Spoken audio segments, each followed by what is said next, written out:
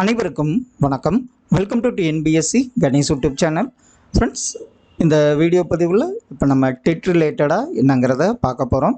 இப்போ ஏற்கனவே பார்த்திங்கன்னா டெட்டு எக்ஸாமுக்கு நோட்டிஃபிகேஷன் விட்டாச்சு. அதை பற்றி உங்களுக்கு எல்லா டீட்டெயில்ஸும் தெரியும். தெரியாதவங்க டெட்டுனா பார்த்திங்கன்னா ஒரு தமிழ்நாட்டில் டீச்சர் எலிஜிபிலிட்டி டெஸ்ட்டு தான் டெட்டுங்கிறது அழைக்கப்படுகிறது. இதில் பார்த்திங்கன்னா பேப்பர் 1 பேப்பர் 2ன்னு இருக்குது. பேப்பர் 1ங்கிறது பார்த்திங்கன்னா 1வது முதல் 5வது வரை ஒரு ஆசிரியர்கள் அந்த பேப்பர் 1 எழுதுவாங்க. இதே பேப்பர் 2 பார்த்திங்கன்னா 6 முதல் 8ஆம் வகுப்பு வரை உள்ள ஆசிரியர்கள் பேப்பர் 2 எழுதுவாங்க. இப்போ இதில் பார்த்திங்கன்னா ஒரு டிகிரி வித் பிஎட் முடிச்சிருந்தா பேப்பர் 2வையும், இதே பார்த்திங்கன்னா ஒரு 12th ஒரு 50% mark with diploma in elementary எஜுகேஷன்னு ஒரு கோர்ஸ் இருக்குது. அதை முடித்தவங்க பேப்பர் 1 எழுதுவாங்க. இதில் பார்த்திங்கன்னா சிலபஸ் அந்த சைல்டு பெடகாலஜி, அதே மாதிரி பார்த்திங்கன்னா தமிழ் இருக்கும், இங்கிலீஷ் இருக்கும், மேக்ஸு, சயின்ஸு. இதே இப்போ நீங்கள் ஒரு பிஎஸ்சி மேக்ஸாக இருந்தீங்கன்னா கண்டிப்பாக நீங்கள் என்ன பண்ணணும், சயின்ஸில் 30 மார்க்கு, மேக்ஸில் 30 மார்க் எழுதணும். இதே ஒரு கெமிஸ்ட்ரி ஸ்டூடெண்ட்டாக இருந்தால் அவங்க மேக்ஸும் கெமிஸ்ட்ரியில் 30 எழுதுகிற மாதிரி இருக்கும்.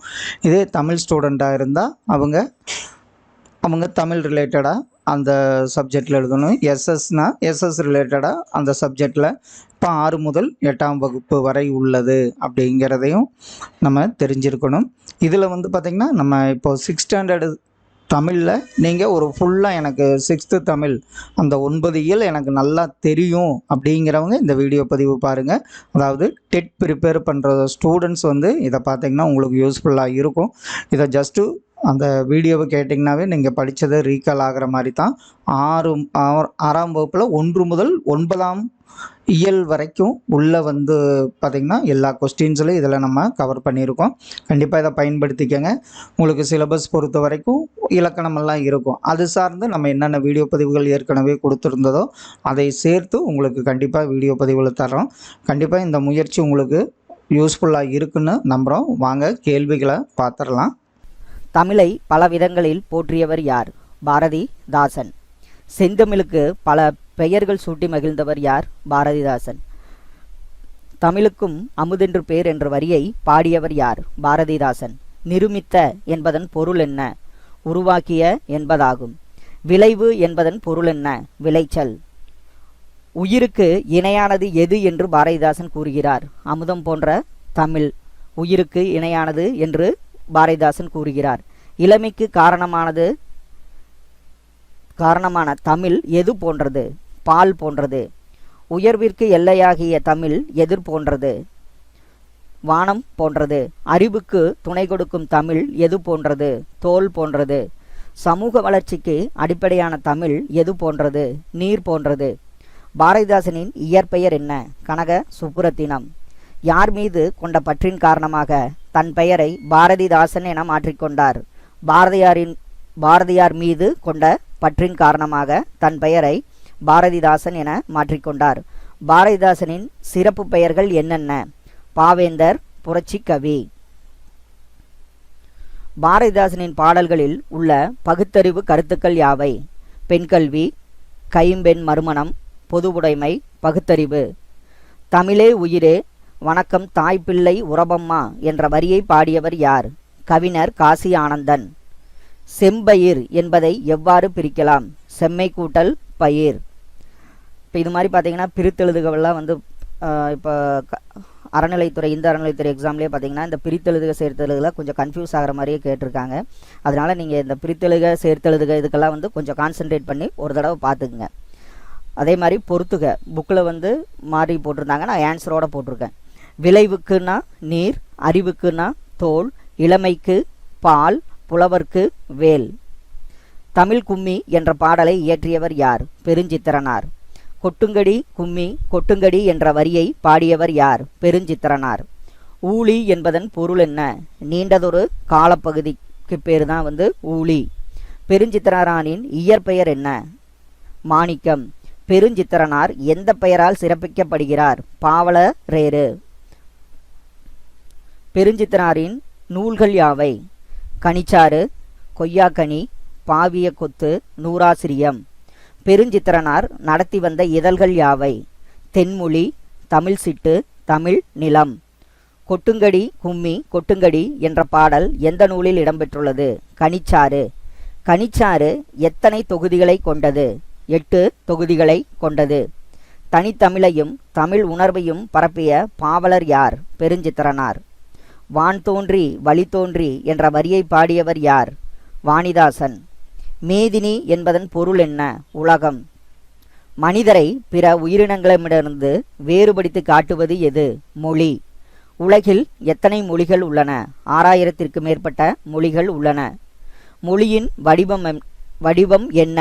எழுத்து வடிவம் மற்றும் பேச்சு வடிவம். செம்மொழி என்றால் என்ன? சில மொழிகள் இலக்கண மற்றும் இலக்கிய வடிவம் பெற்று செம்மொழியாக உள்ளன. பாரதியார் தமிழ் மொழியை எவ்வாறு சிறப்பிக்கிறார்? யாமறிந்த மொழிகளிலே தமிழ்மொழி போல் இனிதாவது எங்கும் காணோம் என்று சிறப்பிக்கிறார். என்று பிறந்தவள் என்ற உணராத என்ற வரியை பாடியவர் யார்? பாரதியார். தமிழில் மிக பழமையான நூல் எது? தொல்காப்பியம். தமிழ் உள்ள எழுத்துக்கள் யாவை? தமிழில் உள்ள எழுத்துக்கள் யாவை? உயிரும் மெய்யும். வலஞ்சுழி எழுத்துக்கள் என்பன எவை? ஆ, ஏ, ஔ, நா, ஞா. இது நம்ம வலம் இருந்து இடமா எழுதுனதுனால இது வலஞ்சுழி எழுத்துக்கள். இடஞ்சுழி எழுத்துக்கள் என்பன எவை? டா, யா, லா. இதெல்லாம் பார்த்திங்கன்னா நம்ம இடஞ்சுழி எழுத்துக்கள்னு சொல்லுவோம்.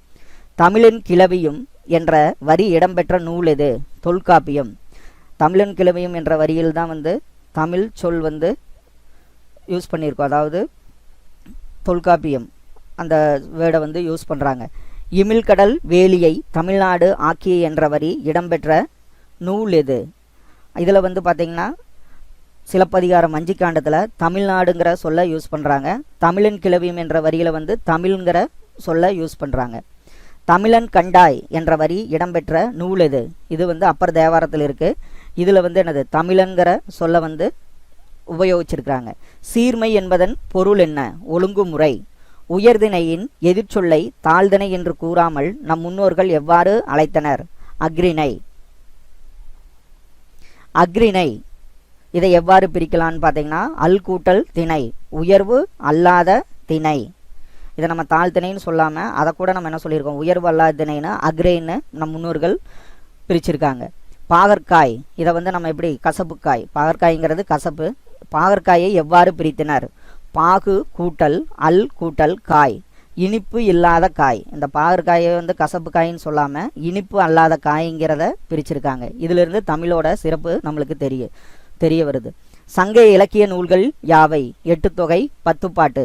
தமிழின் பழங்கால இலக்கண நூல்கள் யாவை? நன்னூல், தொல்காப்பியம். அறநூல்கள் சில கூறுக. திருக்குறள், நாலடியார். சிலப்பதிகாரம், மணிமேகலை என்பன எவ்வாறு அழைக்கப்படுகின்றன? காப்பியங்கள்.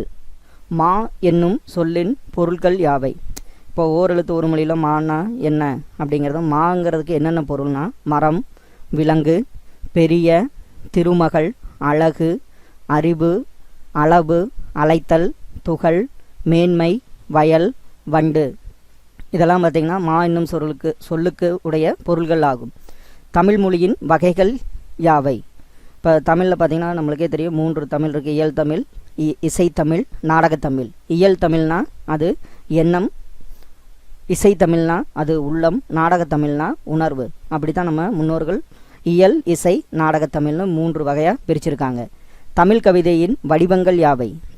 அதாவது தமிழோட கவிதை வடிவங்கள் பார்த்திங்கன்னா துளிப்பா, புதுக்கவிதை, கவிதை மற்றும் செய்யுள். தமிழ் உரைநடை வடிவங்கள் யாவை? கட்டுரை, புதினம் மற்றும் சிறுகதை. இதெல்லாம் பார்த்திங்கன்னா உரைநடை வடிவங்கள். இப்போது தமிழில் தற்போது என்னென்ன தமிழ் இருக்குதுன்னா அறிவியல் தமிழ் இருக்குது மற்றும் கணினி தமிழ் என தற்போது நடைமுறை வடிவங்கள் இருக்குது. அடுத்தது பார்த்திங்கன்னா தாவர இலை பெயர்கள். இது அடிக்கடி கேட்பாங்க. அப்போ நம்ம கன்ஃபியூஸ் ஆகாமல் இருக்கிறதுக்கு நல்லா பார்த்துங்க. ஆல், அரசு, மா, பலா, வாழை இவையெல்லாம் என்னன்னு சொல்லணும்னா இதுக்கெல்லாம் இலை. அகத்தி, பசலை, முருங்கை இவையெல்லாம் பார்த்திங்கன்னா கீரை வகைகள். அருகு, கோரை இதெல்லாம் பார்த்திங்கன்னா புல். நெல், வரகு இதெல்லாம் பார்த்திங்கன்னா தாள். மல்லி இது பார்த்திங்கன்னா தலை. அடுத்தது சப்பாத்தி, கள்ளி, தாளை இதெல்லாம் பார்த்திங்கன்னா மடல். கரும்பு நாணல் இதெல்லாம் பார்த்திங்கன்னா தோகை, இங்கே தொகைன்னு இருக்குது. கரும்பு நாணல்லாம் வந்து பார்த்திங்கன்னா தோகை. பனை தென்னை இதெல்லாம் பார்த்திங்கன்னா ஓலை. கமுகு இது பார்த்திங்கன்னா கூந்தல், கமுகு கூந்தல்னு சொல்லுவோம். இதுதான் பார்த்திங்கன்னா தாவர இலை பெயர்கள்.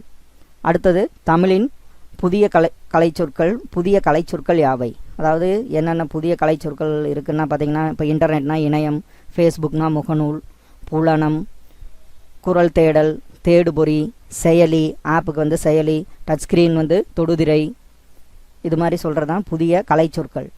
கணினி மொழிக்கும் ஏற்ப நுட்பமான வடிவத்தை பெற்ற மொழி எதுன்னா நம் தமிழ் மொழி. இது விரிவடிவத்தை பெற்றிருப்பதனால் கணினி மொழிக்கும் ஏற்ப நுட்பமான வடிவத்தோடு இருக்கிறது. தமிழ் எண்கள் இதை நம்ம பார்த்திங்கன்னா இது சில இதில் குரூப் 2 வரைக்கும் கேட்டிருக்காங்க. 1 2 3 4 5. இதுக்கு வந்து என்னென்னா இதை கொஞ்சம் நீங்கள் மனப்பாடம் பண்ணுற மாதிரி பார்த்துங்க. 1னா கா, 2னா உ, 3னா கா, 4னா சா, 5னா ரு, 6னா சு, 7னா ஏ, 8னா ஆ, 9னா கு, 10னா கா.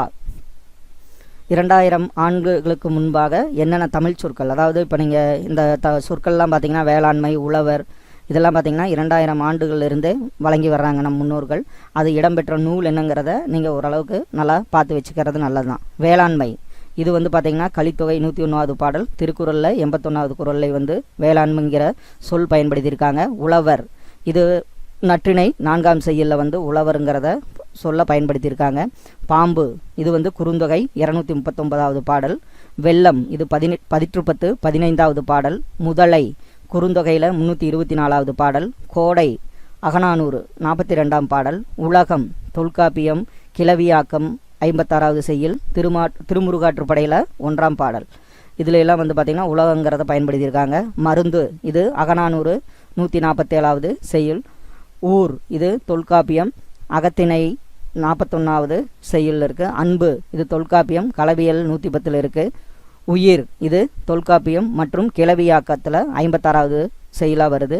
மகிழ்ச்சி இது தொல்காப்பியம் கற்பியல் 142வது செய்யுள் பாடல். திருக்குறள் 531வது குறள். மீன்கிற சொல் வந்து குறுந்தொகை 54 இருக்குது. புகழ் இது தொல்காப்பியம் வேற்றுமையியலில் 71வது பாடலாக இருக்குது. அரசு இது திருக்குறளில் 554வது குறளாக இருக்குது. அடுத்தது செய்யுங்கிற சொல் வந்து குறுந்தொகை 72வது செய்யுள் இருக்குது. செல் தொல்காப்பியத்தில் 75வது செய்யுள். பார் பெரும்பானாற்றுப்படையில் 435வது பாடல். ஒளி தொல்காப்பியம் கிளவியாக்கத்தில் 48வது பாடல். முடி தொல்காப்பியம் அண்டு வினையியலில் 206வது பாடல். இதெல்லாம் வந்து பார்த்திங்கன்னா நம்ம இதெல்லாம் இது வராதுன்னு விட்டுருவோம். ஆனால் வந்து புக் பேக் கொஸ்டின்ஸில் இதெல்லாம் கொஞ்ச நாள் கண்டிப்பாக பார்த்துங்க. வேளாண்மை, உழவர் என்னென்ன சொல் எது இதில் இது பண்ணுறது வந்திருக்கு அப்படிங்கிறத கொஞ்சம் பார்த்துக்கிட்டா நல்லது. நீண்ட காலம் நீடு வாழ வேண்டும் என்ற வரியை பாடியவர் யார்? அறிஞர் அறிவுமதி. இவ்வுலகம் எதனால் ஆனது?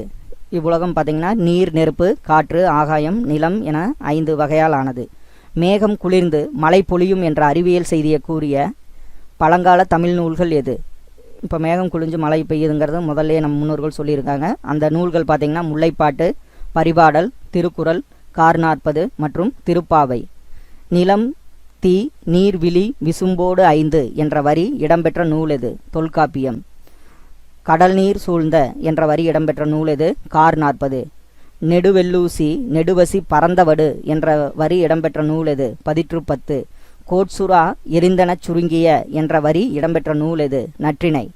இதெல்லாம் பார்த்திங்கன்னா என்னென்ன நூல்கள் என்னென்ன வரிங்கிறத அப்பப்போ கேட்பாங்க. இதெல்லாம் கொஞ்சம் நல்லா பார்த்துக்குங்க. அடுத்தது திரவ பொருளை எவ்வளவு அழுத்தினாலும் அவற்றின் அளவை சுருக்க முடியாது என்ற கருத்தை கூறிய வரி என்ன? ஆழ அமுக்கி முகத்தினும் ஆழ்கடல் நீர். இது வந்து ஔவையார் சொன்னது. அதாவது திரவ பொருளை எவ்வளவு அழுத்தினாலும் அதை சுருக்க முடியாதுங்கிறத அப்போவே சொல்லியிருக்காங்க. ஆழ அமுக்கி முகத்தினும் ஆழ்கடல் நீர் என்ற வரியை கூறியவர் யார்? ஔவையார். வீரர் ஒருவரின் காயத்தை வெண்ணிற ஊசியால் தைத்த செய்தி கூறும் நூல் எது? பதிற்று 10. அதுதான் இங்கே பார்த்தோம். கோட்சூர் நெடுவெல்லூசி நெடுவசி பறந்தவடு. அதுக்கு தான் இதோட மீனிங். வீரர் ஒருவரின் காயத்தை வெண்ணிற ஊசியால் தைத்த செய்தி கூறும் நூல் எது? பதிற்று 10. சுறாமீன் தாக்கியதால் ஏற்பட்ட புண்ணை நரம்பினால் தைத்த செய்தி கூறும் நூல் எது? நற்றிணை. திருவள்ளுவ மாலையில் கபிலர் எழுதிய வரி என்ன? தினையளவு போதா சிறுபுல் நீர். அதாவது உயரத்தில் இருக்கிற பொருளும் அந்த என்னது அந்த சிறுபுல் நீரில் தெரியுங்கிறது எழுதிய வரி. திருவள்ளுவ மாலையில் கபிலர் எழுதிய வரி வந்து திணையளவு போதா சிறுபுல் நீர். தற்போது இஸ்ரோவின் தலைவர் யார்? சிவன். இவர் தமிழ்நாட்டை சார்ந்தவர். தமிழ் மொழியின் இலக்கண வகைகள் யாவை? 5 வகைகள். தமிழில் இலக்கணம்ங்கிறது 5 வகைகள் இருக்கும். நம்ம இலக்கண பகுதியை தனி வீடியோவோ நம்ம அப்லோட் பண்ணிகிட்டு இருக்கோம். அந்த இதில் நம்மளதை பாருங்கள். தமிழ் மொழியின் இலக்கண வகைகள் 5 என்னென்ன? எழுத்திலக்கணம், சொல்லிலக்கணம், பொருள் இலக்கணம், யாப்பிலக்கணம் மற்றும் அணி இலக்கணம். உயிரெழுத்துக்கள் எவ்வாறு பிரிகின்றன? வாயை திறத்தல், உதடுகளை விரித்தல், உதடுகளை குவித்தல் போன்ற செயல்பாடுகளால் உயிரெழுத்துக்கள் பிறக்கின்றன. உயிரெழுத்துக்கள்னால் உங்களுக்கே தெரியும். ஆ முதல் அக்கு வரை வருதெல்லாம் வந்து என்னது உயிரெழுத்துக்கள். உயிரெழுத்துக்கள் எவ்வாறு பிரிகின்றன? குறில் எழுத்துக்கள் மற்றும் நெடில் எழுத்துக்கள் என பிரிகின்றன. மாத்திரை என்றால் என்ன? ஒரு மாத்திரைங்கிறது ஒரு கால அளவு. ஒரு மாத்திரையின் கால அளவு என்ன? கண் இமைக்கவோ அல்லது ஒரு முறை கை நொடிக்கவோ ஆகும் காலம்தான் வந்து என்னது மாத்திரைன்னு சொல்கிறோம். குறில் எழுத்துக்களின் ஒலிக்கும் கால அளவு என்ன? ஒரு மாத்திரை. இப்போ நம்ம ஆ இ இதெல்லாம் சொல்கிறது வந்து குறில் எழுத்துக்கள். இதுக்கெல்லாம் ஆகும் மாத்திரை 1. சரி, இந்த இடத்துக்கு வந்து பார்த்திங்கன்னா நெடில் எழுத்துக்களின் ஒலிக்கும் கால அளவு என்ன? ஆ ஈ ஊ இதெல்லாம் வந்து பார்த்திங்கன்னா நெடில் எழுத்துக்கள். இந்த இடத்துக்கு நெடில்னு வரணும். நெடில் எழுத்துக்களின் ஒலிக்கும் கால அளவு வந்து 2 மாத்திரை. மெய் எழுத்துக்களின் ஒலிக்கும் கால அளவு என்ன? இக்கு, இன்னு, இன்னு இது மாதிரி மெய்யெழுத்துக்களின் ஒலிக்கும் கால அளவு வந்து அரை மாத்திரை. மெய்யெழுத்துக்களை நம்ம எப்படி பிரிக்கிறோன்னா வல்லினம், மெல்லினம், இடையினம் அப்படின்னு 3 வகையாக பிரிக்கிறோம். வல்லின எழுத்துக்கள் இதை நம்ம ஸ்கூலில் சின்னதில் நான் வச்சுருக்கேன். கசட தபர, நமன நமன, எரள வளல இதெல்லாம் வந்து வல்லினம்ங்கிறது கசட தபர அப்படிங்கிறத நான் வச்சுங்க. மெல்லினம் ஞனன நமன. இடையின எழுத்துக்கள் வந்து எரள வளல. ஆயுத எழுத்துக்களின் ஒலிக்கும் கால அளவு என்ன? ஆயுத எழுத்துன்னா அக்கு 3 புள்ளி. அதை வந்து என்ன சொல்லுவோம்? அரை மாத்திரை அளவில் ஒலிக்கும் கால அளவு ஆகும். பழமொழியின் சிறப்பு என்ன? பழமொழி நம்ம கேள்விப்பட்டிருக்கிறோம். அதோட சிறப்பு வந்து சுத்தம் சோறு போடும் அப்படிங்கிறது என்ன? சுத்தம் சோறு போடுங்கிறது சுத்தமாக இருந்தது ரொம்ப நல்லது. அதுக்கு வந்து சுருங்க சொல்லுவது. பழமொழியின் சிறப்பு வந்து சுருங்க சொல்லுவது. உழைப்புக்கு அடிப்படை எது? உழைப்புக்கு அடிப்படை வந்து உடல் ஆரோக்கியம். உடல் ஆரோக்கியமாக இருந்தால் தான் நம்ம உழைக்க முடியும். நோயற்ற வாழ்வை தருவது எது? நோயற்ற வாழ்வை தருவது சுத்தம். உழைப்பின் பயன் என்ன? உழைச்சா தான் நம்மளுக்கு என்னது? உணவு, உடை, இருப்பிடம் ஆகியவற்றை நாம் பெறுகிறோம். உழைப்பின் பயன் வந்து உணவு, உடை, இருப்பிடம் ஆகியவற்றை பெறுகிறோம். கலைச்சொல் இது வந்து அடிக்கடி சிலதில் கஷ்டமானது கூட கேட்குறாங்க. வலஞ்சுழி கிளாக் வைஸ், இடஞ்சுழி ஆன்டி கிளாக் வைஸ், இணையம் இன்டர்நெட், குரல் தேடல் வாய்ஸ் சர்ச், தேடுபொறி சர்ச் இன்ஜின், தொடுதிரை டச் ஸ்க்ரீன் இதெல்லாம் வந்து என்னது கலைச்சொற்கள். இப்போ நம்ம புதுசாக வர்றது இப்போ இன்டர்நெட்டுங்கிறதுல சமீபம் 1994 பின்னாடி வரப்போ அந்த இன்டர்நெட்டுக்கு என்ன தமிழ் இதாக கண்டுபிடிக்கிறாங்களோ இணையங்கிறதெல்லாம் வந்து புதிய கலைச்சொற்கள். இப்போ யூஆர்எல் நேம், இப்போ நம்ம பார்த்திங்கன்னா ஒரு வெப்சைட் நேம் அதை கொடுத்து அதை டவுன்லோட் பண்ணுறது, அதுக்கு அந்த பாத்து சொல்கிறது www இல்லைனா https:/ இதை போட்டு சொல்கிறதுக்கு பேர் தான் உரளின்னு தமிழில் பேர். திங்களை போற்றதும் திங்களை போற்றதும் என்ற வரியை பாடியவர் யார்? இளங்கோவடிகள். இளங்கோவடிகள் திங்களை போற்றதும் திங்களை இதிலே பார்த்தீங்கன்னா ஞாயிறை போற்றதும் இந்த மாதிரி வரிகளை பாடியவர் வந்து இளங்கோவடிகள். கொங்கு என்பதன் பொருள் என்ன? மகரந்தம். கொங்குங்கிற பொருள் மகரந்தம். நாமநீர் என்பதன் பொருள் என்ன? நாமநீருங்கிறது ஒரு அச்சந்தரும் கடலைத்தான் வந்து என்ன சொல்கிறாங்கன்னா நாமநீர். அலி என்பதன் பொருள் என்ன? கருணை. அலிங்கிற பொருள் வந்து கருணை. ஆத்திமலர் மாலையை அணிந்தவன் யார்? சோழ மன்னன். இளங்கோவடிகள் எந்த மன்னர் மரபை சார்ந்தவர்? இவர் வந்து சேர மன்னன் மரபை சார்ந்தவர். சிலப்பதிகாரத்தை இயற்றியவர் யார்? சிலப்பதிகாரத்தை இயற்றுவர் வந்து இளங்கோவடிகள். இவர் வந்து சேர மரபினை சார்ந்தவர். இளங்கோவடிகளின் காலம் என்ன? கிபி 2ஆம் நூற்றாண்டு. இப்போ இந்த மாதிரி பார்த்திங்கன்னா காலங்கள்ங்கிறது நிறையா கேட்டிருக்காங்க.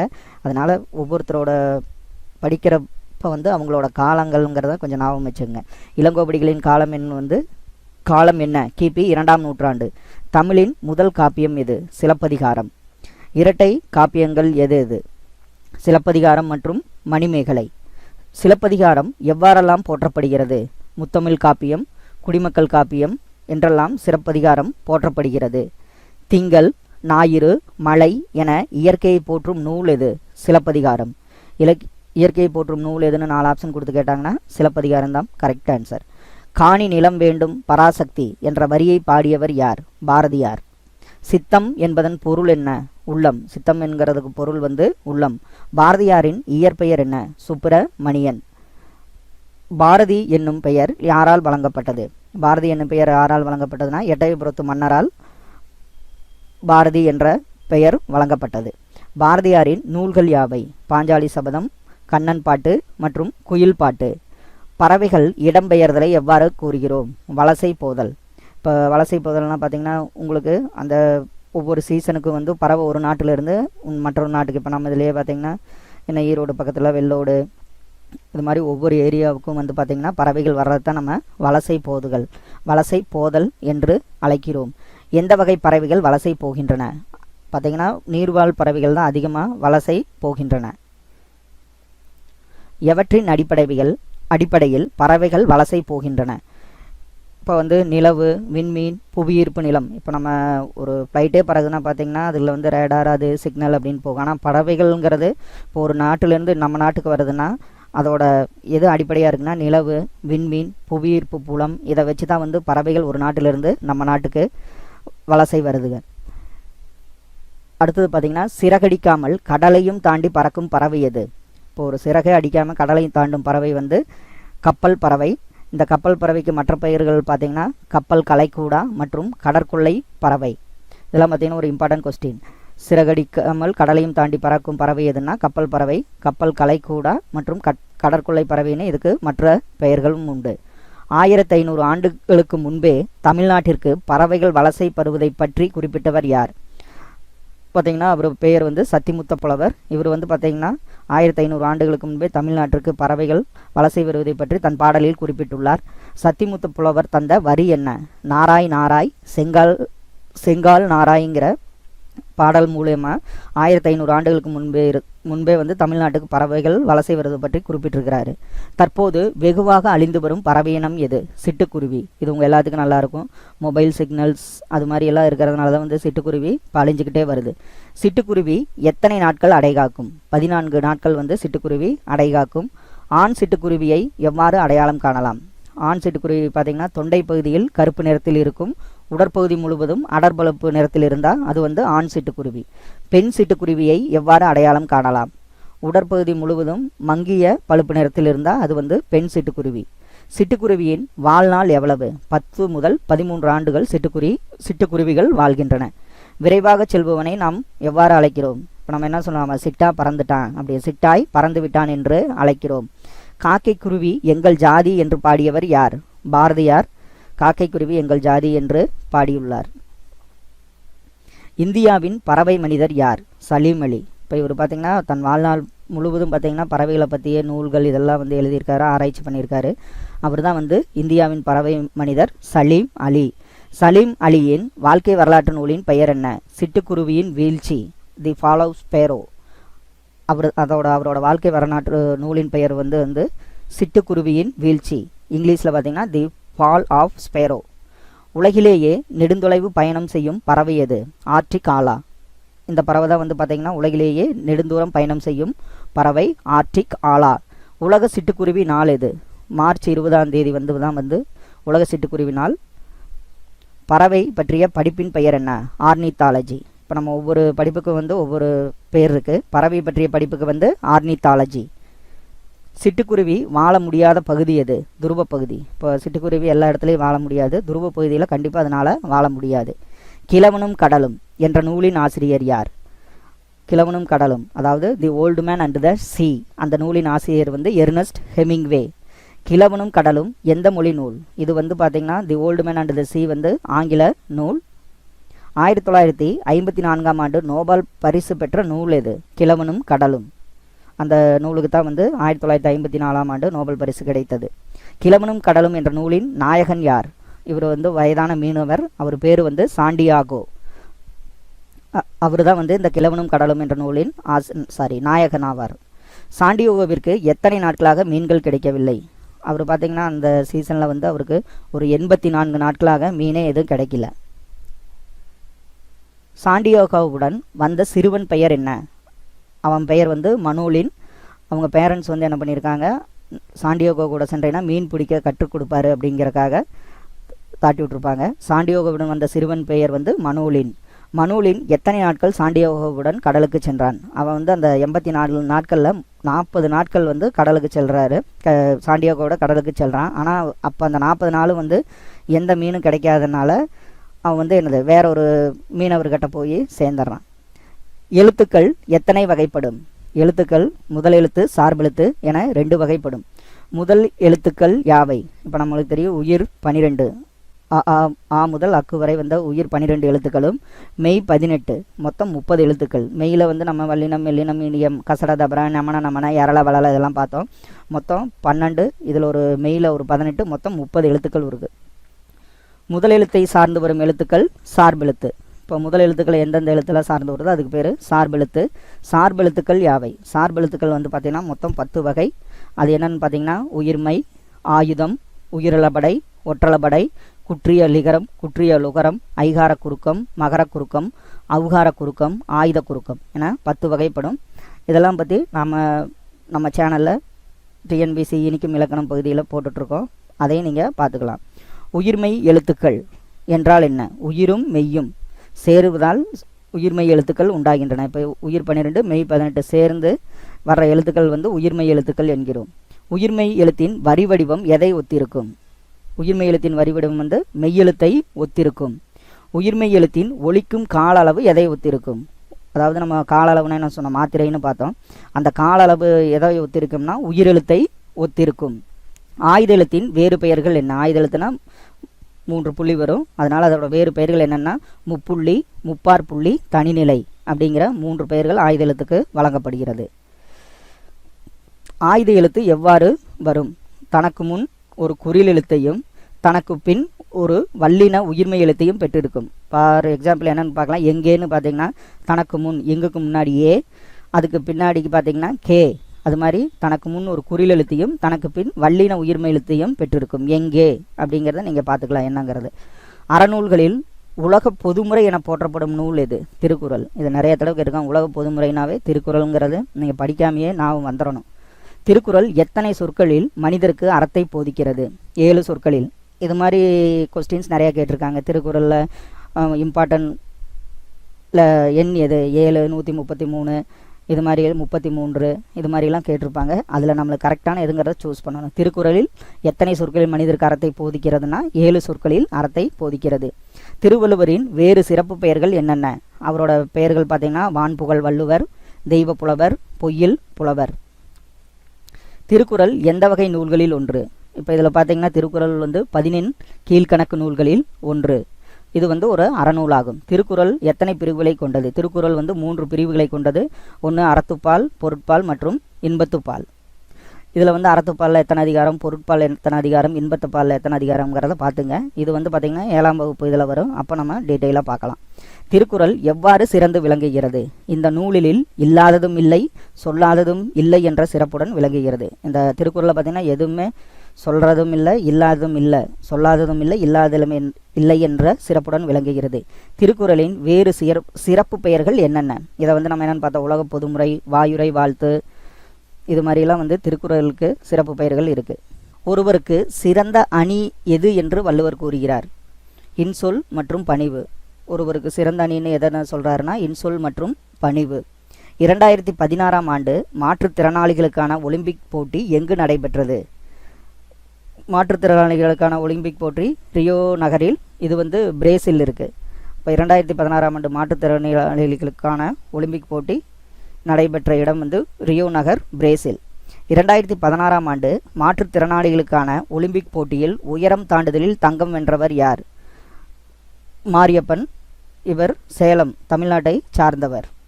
கடலின் பெயர்? பறவை, பறவை. இது மாதிரி கொஸ்டின் வந்து நிறையா கேட்டிருக்காங்க. இதுக்கு வந்து பார்த்திங்கன்னா பறவை. இதை வந்து கடலின் பெயர். கலை சொற்கள் அறிவோம். இப்போது கண்டம், இதை வந்து நம்ம இங்கிலீஷில் என்ன சொல்லுவோம்? காண்டினென்ட். வானிலை, வெதர். வலசை, இப்போ பறவைகள் வலசை போகிறது வந்து என்னென்னு சொல்கிறோம்? வலசைங்கிறது மீனிங் வந்து மைக்ரேஷன், தட்பவெப்பநிலை. இதை வந்து நம்ம என்னென்னு சொல்லுவோம்? கிளைமேட்டு. இது வந்து 1 மார்க்கில் அப்பப்போ கேட்டிருக்காங்க. அகரவரிசையில் அறிவுரை சொல்லும் இலக்கியம் எது? ஆத்திச்சூடி. இப்போ இதில் வந்து பார்த்திங்கன்னா அகரவரிசையில் எப்படி வரும்? அறம் செய்ய விரும்பு, ஆறுவது சினம். இது மாதிரி அகரவரிசையில் அறிவுரை சொல்லும் இலக்கியம் வந்து ஆத்திச்சூடி. ஆத்திச்சூடி எழுதியவர் வந்து ஔவையார். புதிய ஆத்திச்சூடி எழுதியவர் வந்து பாரதியார்.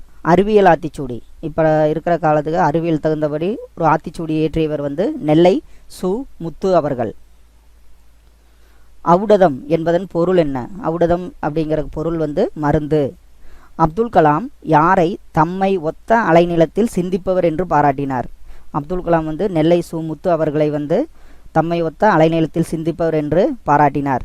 இந்திய விண்வெளி மையங்களில் பணியாற்றியவர் யார்? நெல்லை சு. முத்து. இவர் வந்து இந்திய விண்வெளி மையம், சதீஷ் தவான் விண்வெளி மையம் இதிலெல்லாம் வந்து பணியாற்றியிருக்கிறார். அப்போ இந்திய விண்வெளி மையங்களில் பணியாற்றியவர் நெல்லை சு. முத்து அவர்கள். நெல்லை சு. முத்து எத்தனை நூல்களை வெளியிட்டுள்ளார்? இவர் வந்து பார்த்திங்கன்னா 80க்கு மேற்பட்ட நூல்களை வெளியிட்டிருக்கிறாரு. அறிவியல் சிந்தனைக்குள் ஆய்வில் மூழ்கு என்ற வரியை கூறியவர் யார்? நெல்லை சு. முத்து அவர்கள். வானை அளப்போம் கடல் மீனை அளப்போம் என்ற வரியை பாடியவர் யார்? இந்த வரிகளை பாடியவர் வந்து பாரதியார். வானையும் அளந்துடலாம் கடல் மீனை அளந்துருவோம் என்ற வரியை பாடியவர் வந்து பாரதியார். ரோபோ என்ற சொல்லை முதலில் பயன்படுத்தியவர் யார்? காரல் கபெக். ரோபோங்கிற சொல்ல முதலில் பயன்படுத்தியவர் வந்து காரல் கபெக். காரல் கபெக் எந்த நாட்டை சார்ந்தவர்? இவர் வந்து செக் நாடு. இவர் வந்து ஒரு நாடக ஆசிரியர். ரோபோ என்ற சொல்லுக்கு என்ன பொருள்? ரோபோங்கிற சொல்லுக்கு பொருள் வந்து அடிமை. எந்த ஆண்டு காரல் கபெக் நாடகத்தில் ரோபோ என்ற சொல்லை பயன்படுத்தினார்? இவர் வந்து 1920ஆம் ஆண்டு எழுதிய ஒரு நாடகத்தில் ரோபோங்கிற ஒரு சொல்லை பயன்படுத்தினார். அந்த ரோபோ வந்து தொழிற்சாலை வேலை செய்கிற மாதிரி நாடகத்தில் சொல்லியிருப்பார். தானியங்கியின் செயலை எது கட்டுப்படுத்தும்? கணினி. தானியங்கிக்கு விளக்கம் தந்துள்ள கலைக்களஞ்சியம் எது? பிரிட்டானிக்கா. தானியங்கினா என்னன்னா தானா இயங்கிற கருவிக்கு பேர் தான் தானியங்கி. அதுக்கு ஒரு விளக்கத்தை தந்துள்ள கலைக்களஞ்சியம் வந்து பிரிட்டானிக்கா கலைக்களஞ்சியம். 1997ஆம் ஆண்டு உலக சதுரங்க வெற்றியாளர் யார்?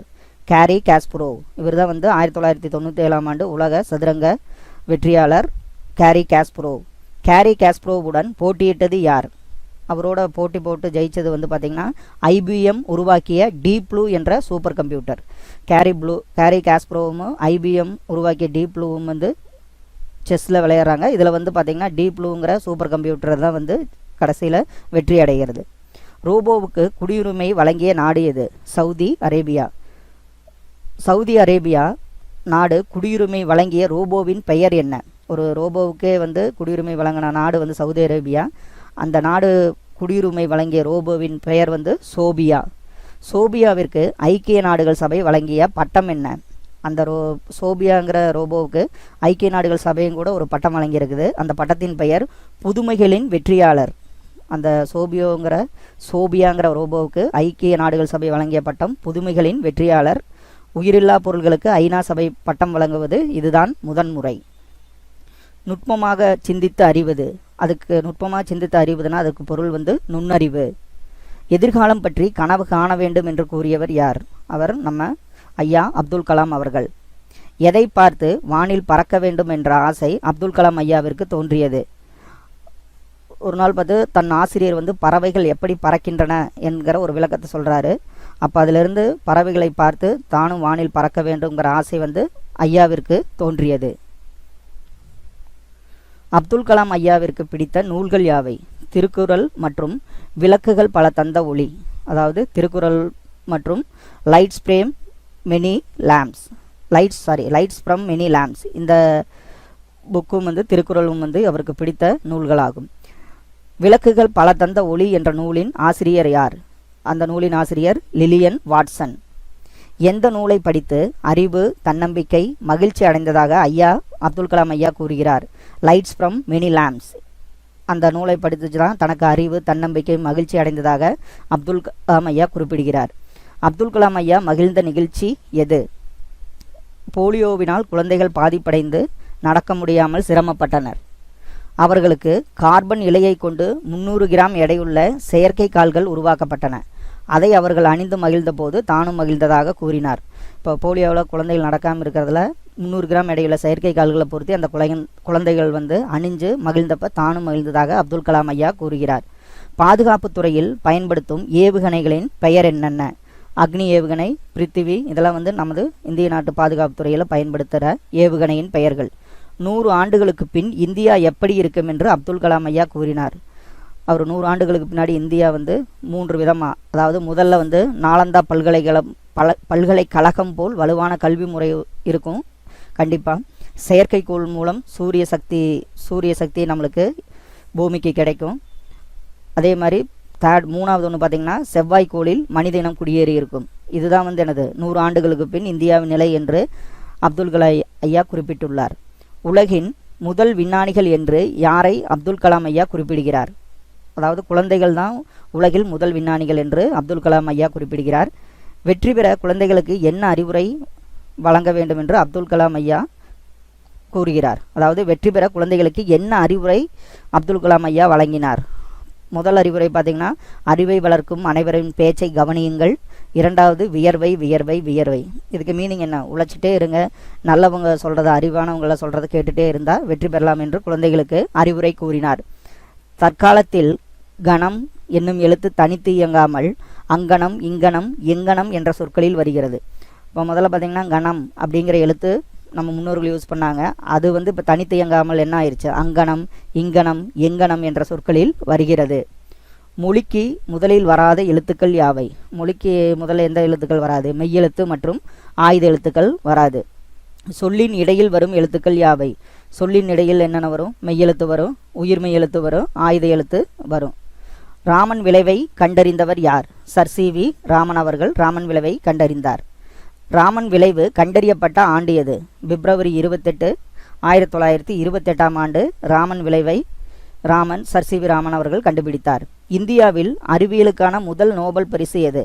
அறிவியலுக்கான முதல் நோபல் பரிசு இந்தியாவில் வந்து பார்த்திங்கன்னா ராமன் விளைவுக்கு தான் கிடைச்சது. இந்தியாவின் தேசிய அறிவியல் நாள் எப்போது கொண்டாடப்படுகிறது? இது பிப்ரவரி 28ஆம் ஒவ்வொரு வருடம் பிப்ரவரி 28ஆம் நாள் வந்து தேசிய அறிவியல் நாள் கொண்டாடப்படுகிறது. அந்த நாள் தான் என்ன பண்ணார்? Sir CV. ராமன் வந்து ராமன் விளைவை கண்டுபிடிச்ச நாளே வந்து நம்ம இந்தியாவின் தேசிய அறிவியல் நாளாகும். ராமன் விளைவு கண்டுபிடிக்கப்பட்ட நாள் தான் வந்து தேசிய அறிவியல் நாள். அந்த இந்தியாவின் தேசிய அறிவியல் நாள் வந்து எப்போன்னு பார்த்திங்கன்னா 28 பிப்ரவரி. ராமன் அவர்களுக்கு நோபல் பரிசை பெற்றுத்தந்த கேள்வி எது? அவர் வந்து ஒரு கடலில் பயணம் பண்ணுறப்ப வந்து பார்த்திங்கன்னா கடல் நீர் ஏன் நீல நிறமாக காட்சி அளிக்கிறது அப்படிங்கிற ஒரு சிந்தனை அவர் மனசுக்குள்ளே வந்துக்கிட்டே இருந்தது. அந்த சிந்தனை தான் வந்து பார்த்திங்கன்னா அவர்களுக்கு ராமன் அவர்களுக்கு நோபல் பரிசை பெற்றுத்தந்த கேள்வி அதுதான். கடல் நீர் ஏன் நீல நிறமாக காட்சி அளிக்கிறது? கலை சொற்கள் அறிவோம். செயற்கை நுண்ணறிவு, இதை நம்ம எப்படி சொல்லுவோம்னா இங்கிலீஷில் ஆர்டிஃபிஷியல் இன்டெலிஜென்ஸ். மீத்திறன் கணினி, இதை வந்து நம்ம எப்படி சொல்லுவோம்? Super computer. கற்றோருக்கு சென்ற இடமெல்லாம் சிறப்பு என கூறியவர் யார்? கற்றோருக்கு சென்ற இடமெல்லாம் சிறப்பு என கூறியவர் ஔவையார். மன்னர் கூட பார்த்திங்கன்னா அந்த நாட்டில் வந்து ஒரு பெருமையாக சிறப்பாக இருக்க முடியும். ஆனால் கற்றவர்கள் எங்கே வேணாலும் உலகத்தில் எந்த இடத்துக்கு போனாலும் சிறப்பாக இருக்க முடியும்னு சொல்கிறது தான் கற்றோருக்கு சென்ற இடமெல்லாம் சிறப்பு என கூறியவர் ஔவையார். பிறரால் அழிக்கவோ கைப்பற்ற முடியாத செல்வம் எது? அந்த செல்வம் தான் கல்வி செல்வம். மூதுரையின் ஆசிரியர் யார்? மூதுரையின் ஆசிரியர் ஔவையார். ஔவையாரின் பிற நூல்கள் யாவை? ஔவையார் வந்து பார்த்திங்கன்னா ஆத்திச்சூடி, கொன்றை வேந்தன், நல்வழி போன்ற நூல்களை இயற்றியுள்ளார். மூதுரை என்னும் சொல்லுக்கு பொருள் என்ன? மூதுரை என்னும் சொல்லுக்கு பொருள் வந்து மூத்தோர் கூறும் அறிவுரை. மூதுரையில் எத்தனை பாடல்கள் உள்ளன? மூதுரையில் 31 பாடல்கள் உள்ளன. எளிய தமிழில் சமூக கருத்துக்களை வலியுறுத்தி பாடியவர் யார்? பட்டுக்கோட்டை கல்யாணசுந்தரம். அவர் வந்து எளிய தமிழில் வந்து சமூக கருத்தில் மக்களுக்கு ரீச் ஆகிற மாதிரி பாடல்களை இயற்றியுள்ளார். மக்கள் கவிஞர் யார்? மக்கள் கவிஞர் அப்படிங்கிறவர் யார்? பட்டுக்கோட்டை கல்யாணசுந்தரம் அவர்கள். உழைப்பாளிகளின் உயர்வை போற்றி பாடியவர் யார்? பட்டுக்கோட்டை கல்யாணசுந்தரம் அவர்கள் உழைப்பாளிகளின் உயர்வை போற்றி பாடியுள்ளார். கல்விக்கண் திறந்தவர் யார்? காமராசர். கல்விக்கண் திறந்தவர் வந்து காமராசர் ஐயா. கல்விக்கண் திறந்தவர் என்று காமராசரை போற்றியவர் யார்? தந்தை பெரியார் வந்து என்னென்னு காமராஜரை வந்து கல்விக்கண் திறந்தவர் என்று போற்றியுள்ளார். காமராஜரின் சிறப்பு பெயர்கள் என்னென்ன? காமராஜருக்கு வந்து சிறப்பு பெயர்கள் பார்த்திங்கன்னா பெருந்தலைவர், கருப்பு காந்தி, படிக்காத மேதை, கர்ம வீரர், ஏழை பங்காளர், தலைவர்களை உருவாக்குபவர் என சிறப்பு பெயர்கள் உள்ளன. இப்போ காமராஜர் வந்து பார்த்திங்கன்னா கல்விக்கு நிறைய பங்காற்றியிருக்காரு நம்ம தமிழ்நாட்டில். அவரோட ஐடியாவில் தான் பார்த்திங்கன்னா 1 மைல் தூரத்தில் ஒரு ஆரம்ப பள்ளி, 3 மைல் தூரத்தில் ஒரு நடுநிலை பள்ளி, 5 மைல் தூரத்தில் ஒரு உயர்நிலை பள்ளிங்கிறது எல்லாம் அவர் காலத்தில் தான் கொண்டு வரப்பட்டது. காமராஜர் முதல் அமைச்சராக பொறுப்பேற்ற போது எத்தனை தொடக்கப்பள்ளிகள் மூடியிருந்தன. 6000 தொடக்க பள்ளிகள் வந்து பார்த்திங்கன்னா அப்போ வந்து மூடியிருந்தன. அவர் வந்து முதலமைச்சராக பொறுப்பேற்றப்ப. காமராசரின் கல்வி பணிகள் என்னென்ன? அவர் வந்து கல்விக்காக பார்த்திங்கன்னா நிறைய பணிகள் செஞ்சுருக்காரு. இலவசமாக கட்டாய கல்வி, மதிய உணவு மாணவர்களுக்கு, சீருடை, இதெல்லாம் வந்து பார்த்திங்கன்னா காமராசர் அவர்களின் கல்வி பணிகளாகும். பள்ளி சீரமைப்பு மாநாடுகள் நடத்தியவர் யார்? காமராசர். இப்போ பள்ளிக்கு வந்து கல்விக்காக வந்து நிறைய செலவு வர்றதுக்காக நிறையா பள்ளி சீரமைப்பு மாநாடுகள் வந்து காமராசர் ஆட்சியில் நடைபெற்றது. நடுவண் அரசு எந்த ஆண்டு காமராசருக்கு பாரத ரத்னா வழங்கி சிறப்பித்தது? நடுவண் அரசு காமராசருக்கு பாரத ரத்னா வழங்கி சிறப்பித்த ஆண்டு 1976ஆம் ஆண்டு. காமராசர் வாழ்ந்த இல்லங்கள் எங்கெங்கு உள்ளன? இது பார்த்திங்கன்னா சென்னையில் இருக்கிற அவர் வாழ்ந்த சென்னை இல்லம், விருதுநகரம் இல்லம், இதெல்லாம் வந்து பார்த்திங்கன்னா அரசுடைமை ஆக்கப்பட்டு காமராசர் வாழ்ந்த இல்லங்களாக இப்போ அரசுடைமை ஆக்கப்பட்டுள்ளது. சென்னை உள்நாட்டு விமான நிலையத்திற்கு என்ன பெயர்? காமராசர் உள்நாட்டு விமான நிலையம். கன்னியாகுமரியில் காமராசருக்கு எந்த ஆண்டு மணிமண்டபம் அமைக்கப்பட்டது? 2/10/2000 ஆண்டு வந்து கன்னியாகுமரியில் காமராசருக்கு மணிமண்டபம் அமைக்கப்பட்டது. 2/10/2000. குழந்தைகள் பள்ளியில் ஏற்றதாழ்வின்றி படிக்க காமராசர் எதை அறிமுகப்படுத்தினார்? இப்போ ஒருத்தர் பணக்காரராக இருக்காங்க, ஏழை இருக்காங்க, இப்படிலாம் இல்லாமல் எல்லாரும் சரிசமங்கிறதுக்காகத்தான் அவர் வந்து பள்ளி சீருடையை அறிமுகப்படுத்தினார். நூலகத்தின் வகைகள் யாவை? நூலகம் பார்த்திங்கன்னா மாவட்ட நூலகம், கிளை நூலகம், பகுதி நேர நூலகம், தனியார் நூலகம் என 4 வகைப்படும். ஆசிய கண்டத்திலேயே 2வது பெரிய நூலகம் எது? அண்ணா நூற்றாண்டு நூலகம் தான் வந்து ஆசிய கண்டத்திலேயே மிகப்பெரிய 2வது பெரிய நூலகமாகும். அண்ணா நூற்றாண்டு நூலகம் எத்தனை அடுக்குகளை கொண்டது?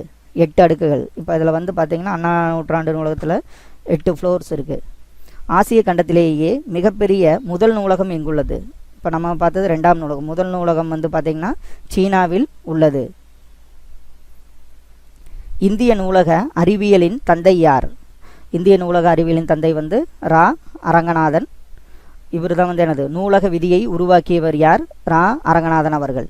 பார்வை குறைபாடு உடையவர்களுக்கான பகுதி எங்குள்ளது? இப்போ அண்ணா நூற்றாண்டு நூலகத்தில் பார்வை குறைபாடு உடையவர்களுக்கான பகுதி வந்து தரைத்தளத்தில் உள்ளது.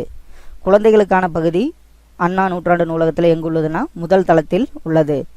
ஓலைச்சுவடிகள் எந்த தளத்தில் உள்ளன? ஓலைச்சுவடிகள் வந்து பார்த்திங்கன்னா அண்ணா நூற்றாண்டு நூலகத்தில் 7ஆம் தளத்தில் உள்ளன. இது மாதிரி கொஸ்டின்லாம் நீங்கள் வந்து நம்ம அதிகமாக வந்து கான்சன்ட்ரேட் பண்ண மாட்டோம். ஆனால் வந்து இதில் பார்த்திங்கன்னா கணினி அறிவியல், தத்துவம், அரசியல், இது அண்ணா நூற்றாண்டு நூலகத்தில் எந்த தளத்தில் உள்ளதுன்ட்டு 2ஆம் தளம், 3ஆம் தளம், 4ஆம் தளம்னு கொடுத்துருப்பாங்க. அதனால் படிக்கிறதா இருந்தால் எல்லாத்தையும் ஒரு தடவை நல்லா படிச்சிருங்க. அது எப்போவே உங்களுக்கு மறக்காமல் இருக்கும். ஓலைச்சுவடிகள் எந்த தளத்தில் உள்ளன? 7ஆம் தளத்தில் உள்ளன. இப்போ அண்ணா நூலகத்தில் மொத்தம் 8 தளங்கள். அதில் வந்து முதல் தளம் பார்த்திங்கன்னா சொந்த நூல் படிப்பகம், அப்புறம் பிரெய்லி நூல்கள். இப்போ கண் பார்வையிலேருந்து ஒரு பார்வை குறைபாடு உடையவர்களுக்கான பிரெய்லி நூல்கள்லாம் வந்து முதல் தளத்தில் உள்ளது. 2ஆம் தளத்தில் பார்த்திங்கன்னா குழந்தைகள் பிரிவு, பருவ இதழ்கள். குழந்தைகள் பிரிவு பார்த்திங்கன்னா குழந்தைகள் விளையாடுற மாதிரி இது மாதிரி ஒரு மரம் அதெல்லாம் வச்சுருப்பாங்க 2ஆம் தளத்தில். 3ஆம் தளத்தில் வந்து கணினி அறிவியல், தத்துவம், அரசியல், இதெல்லாம் வந்து பார்த்திங்கன்னா 3ஆம் தளத்தில் இருக்கும். 4ஆம் தளத்தில் பொருளியல், சட்டம், வணிகவியல், கல்வி, இது சம்மந்தமான புக்கெல்லாம் பார்த்திங்கன்னா 4ஆம் தளத்தில் உள்ளது. 5ஆம் தளத்தில் வந்து பார்த்திங்கன்னா கணிதம், அறிவியல், மருத்துவம், இதை சார்ந்த நூல்கள்லாம் வந்து 5ஆம் தளத்தில் இருக்கும். 6ஆம் தளத்தில் பார்த்திங்கன்னா பொறியியல், வேளாண்மை, திரைப்படக்கலை, இதை சார்ந்த நூல்கள்லாம் வந்து பார்த்திங்கன்னா 6ஆம் தளம். 7ஆம் தளத்தில் வந்து பார்த்திங்கன்னா வரலாறு, சுற்றுலா, இதை பற்ற நூல்கள்லாம் வந்து 7ஆம் தளத்தில் உள்ளது. 8ஆம் தளத்தில் வந்து பார்த்திங்கன்னா நூலகத்தின் நிர்வாக பிரிவு, இந்த அட்மினிஸ்ட்ரேஷன், இதெல்லாம் வந்து பார்த்திங்கன்னா 8ஆம் தளத்தில் இருக்குது. இதெல்லாம் வந்து கொஞ்சம் ஒரு தடவை பார்த்து ஒரு ஞாபகம் வச்சுக்கோங்க. நூலகத்தில் படித்து சிறந்த நிலை அடைந்தவர்கள் யாவர்? நூலகத்திலே படித்து சிறந்த நிலை அடைந்தவர்கள் அண்ணா, அறிஞர் அண்ணா அவர்கள், நேரு, அம்பேத்கர், காரல் மார்க்ஸ் போன்றவர்கள் நூலகத்திலேயே படித்து சிறந்த நிலை அடைந்தவர்கள். சிறந்த நூலகர்களுக்கு எந்த விருது வழங்கப்படுகிறது? ரா அரங்கநாதன் விருது